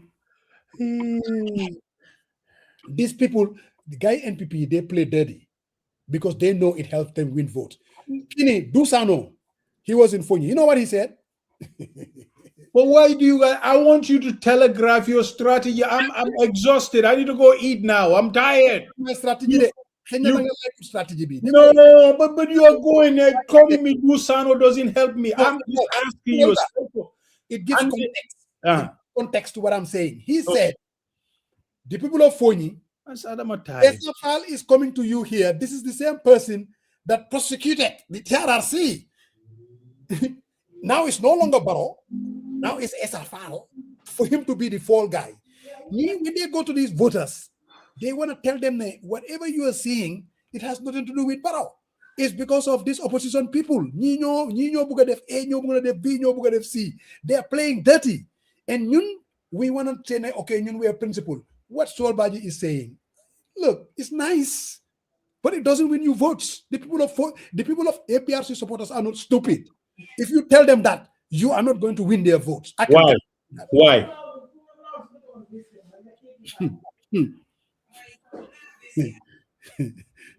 The same reason why you have no to alliance, they have 4 or 5 seats in the National Assembly. And none of these parties that have been around for a long time, they're not getting it. I can guarantee you that. That's the same reason. You see, let's not get all sophisticated, the overplay things. No to alliance, their only relevance is because these are still people that support President Jammeh. No thing, no that. You can talk about issues all you want. It's not going to get to them. I can guarantee you, if Jiba and No to Alliance They all sit down and said, we are part of this pact. Then you can talk about issues. Then they will listen to you. That's my take. Call me Ne'amut principles Gomudara if you want. But man, that's what I believe. But this is the same Jiba who went out there door to door trying to make a case for councillor election, and he couldn't persuade majority of them to vote, and he lost it. So saying that somehow he has a big sway, and the test is coming. He's going to be up for his re-election too. So I think I am open. All I'm saying is I am open to hear folks, but what I'm trying to say is it's not one-sided. It definitely is not. I mean, you might say it's wrong, but how about the reality is, Musa, some of them, their lives, and the person makes this argument too, saying that Jambe was doing a lot of heavy lifting. And since he left, these particular families, their life is now more like what it used to be. And it's a matter of convincing them and throwing a bone to them. That's how he said it exactly. You can throw all you want. You can throw all you want. I'm telling you. I mean, we can be all, these are all sophisticated electorate, and they vote on issues, and you can nobody said they vote on issues. I'm not saying that. Don't twist it. All I know is what I'm just trying to say is I think saying coding, no, don't twist nothing here, man. We're gonna hold your whole ass feet to fire here. So you are very quick to flip the script, really, on the go. But no. What I'm trying to say, and here's the thing: I'm not advocating, but the points that he raised are very valid. He says if it's right now, it's been what 10 years, coming to 10 years when the man left, saying that he's gonna come back and all that stuff. You visually seen that he's isolated, he's lonely. I mean, he's not in charge anymore. Somehow you think that those folks are not persuasible to come on the other side. He said he really think there is an opportunity, and the focus should be that. Let me talk about the real strategies, what he said, and you can say whether you agree or not. He says the focus should be to take those numbers away from known to alliance rather than focusing and saying, oh no, we're not going to build coalition with no to alliance. That's what he said. He says because I agree. He says there is an opportunity there to talk to individuals, to sway them to come to your side. That's what he said. No, look, I do agree, man. I don't even think, Sane, we have to form a coalition with if all the other parties come together without no to alliance. That doesn't mean that we cannot win. I think we can win. Seriously, if all the parties come together without no to alliance, I have no doubt that we can win. Now, would it be sweeter, Sores, if they all come together, including no to alliance, that you don't leave anything on the table? Yeah. Now, what the guy is saying is, don't say that, just go and take your message to the voters of no to alliance. But that alone, let's say for instance, we said, okay, we have a coalition, no to alliance, Nyom Jiba, they're not part of it. And then they went ahead and form a coalition with Barrow. I can guarantee you, 80% of those people will vote for Barrow. What guarantee? Hey. Yeah, some guys guarantee be used danko wahon. No. Kerok. Nganema, April 7, I can guarantee you, UMC will be registered. Telulu amut, motaman bumang, manglanyan bulwahad guarantee. No. That's my wronga bulwahad lulu.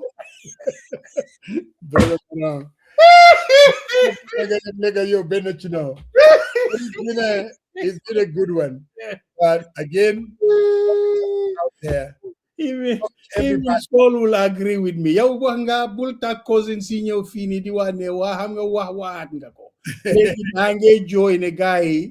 You love advantage. You love deny. The cousins, when it comes to these issues, man, they are on lockstep. I'm telling you, because they know what I know, and they know that they're not gonna bet their thing on allowing These But folks, I must commend them for their vigilante style, man. I mean, I think they're doing great. You know, if I say listening, and after our program yesterday, I spoke to someone who has actually been involved in voter registration, Musa. I mean, there is so much loopholes in this, and he got me thinking. absolutely.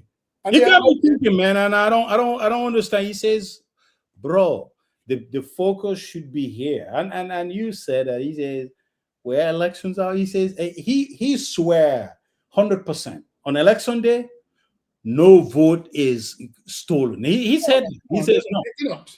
Dinko de Munsa. He said because all of the political parties are right there. It's an on spot counting. You agree, he agree, and he says everything, and he says they've been playing this, and this time around they are having a hard time because people understand their tricks, and they are going out there door to door and challenging them. And I hope the cousins keep the momentum, and they keep don't harass them though. Don't they keep accusing you that you're not a Gambian. No, but I think if someone brings a false document and you have suspicious of the document, I think you need to challenge it. I really think so. I don't have a problem.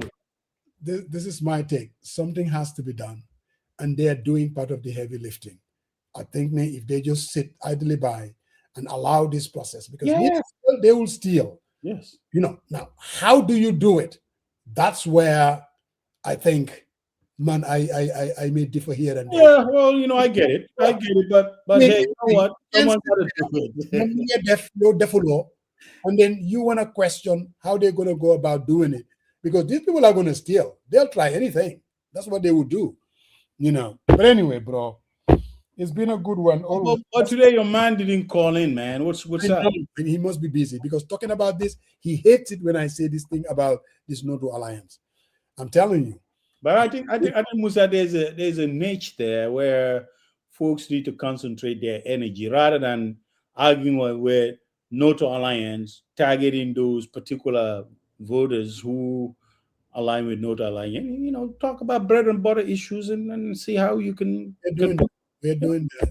Everybody is doing that. But at the sounds good, chief strategist. You know, you are practical, Mr. Practical Man. And with that, when the bull one year, I can guarantee you this, because last time you guarantee me. No, why Bobu yo hangali heu? Malu heu man how many? Delay. Well, one to lutanga one I didn't guarantee. Man no guarantee Bobu no la buga punga buy. All we have control over, we're making sure the I's are dotted, T's are crossed. Okay. We have done everything humanly possible required for any registered party. So ideally, you would think any government worth its salt will do the right thing. If they're not doing that, I don't have control over that, unfortunately. Sounds good, brother, man. Wow, I'm low energy and I need to consume some good food, brother, man. So with that, I'm with you. Say hello to Umi and say happy Mother's Day from me to her, and we appreciate every day what she does. Okay. And guys, don't forget the hats. They're going. Tobaskibi, few days. Call me 404-824-0219. Tell me, Adamos, Uncle Musa, Koro, send my Averi. We'll do it 2-3 days. You will get it at your house. You'll look beautiful. I'll talk to you later, my brother. Say hi to Janaba and happy Mother's Day. Thank you. Brother. Sorry.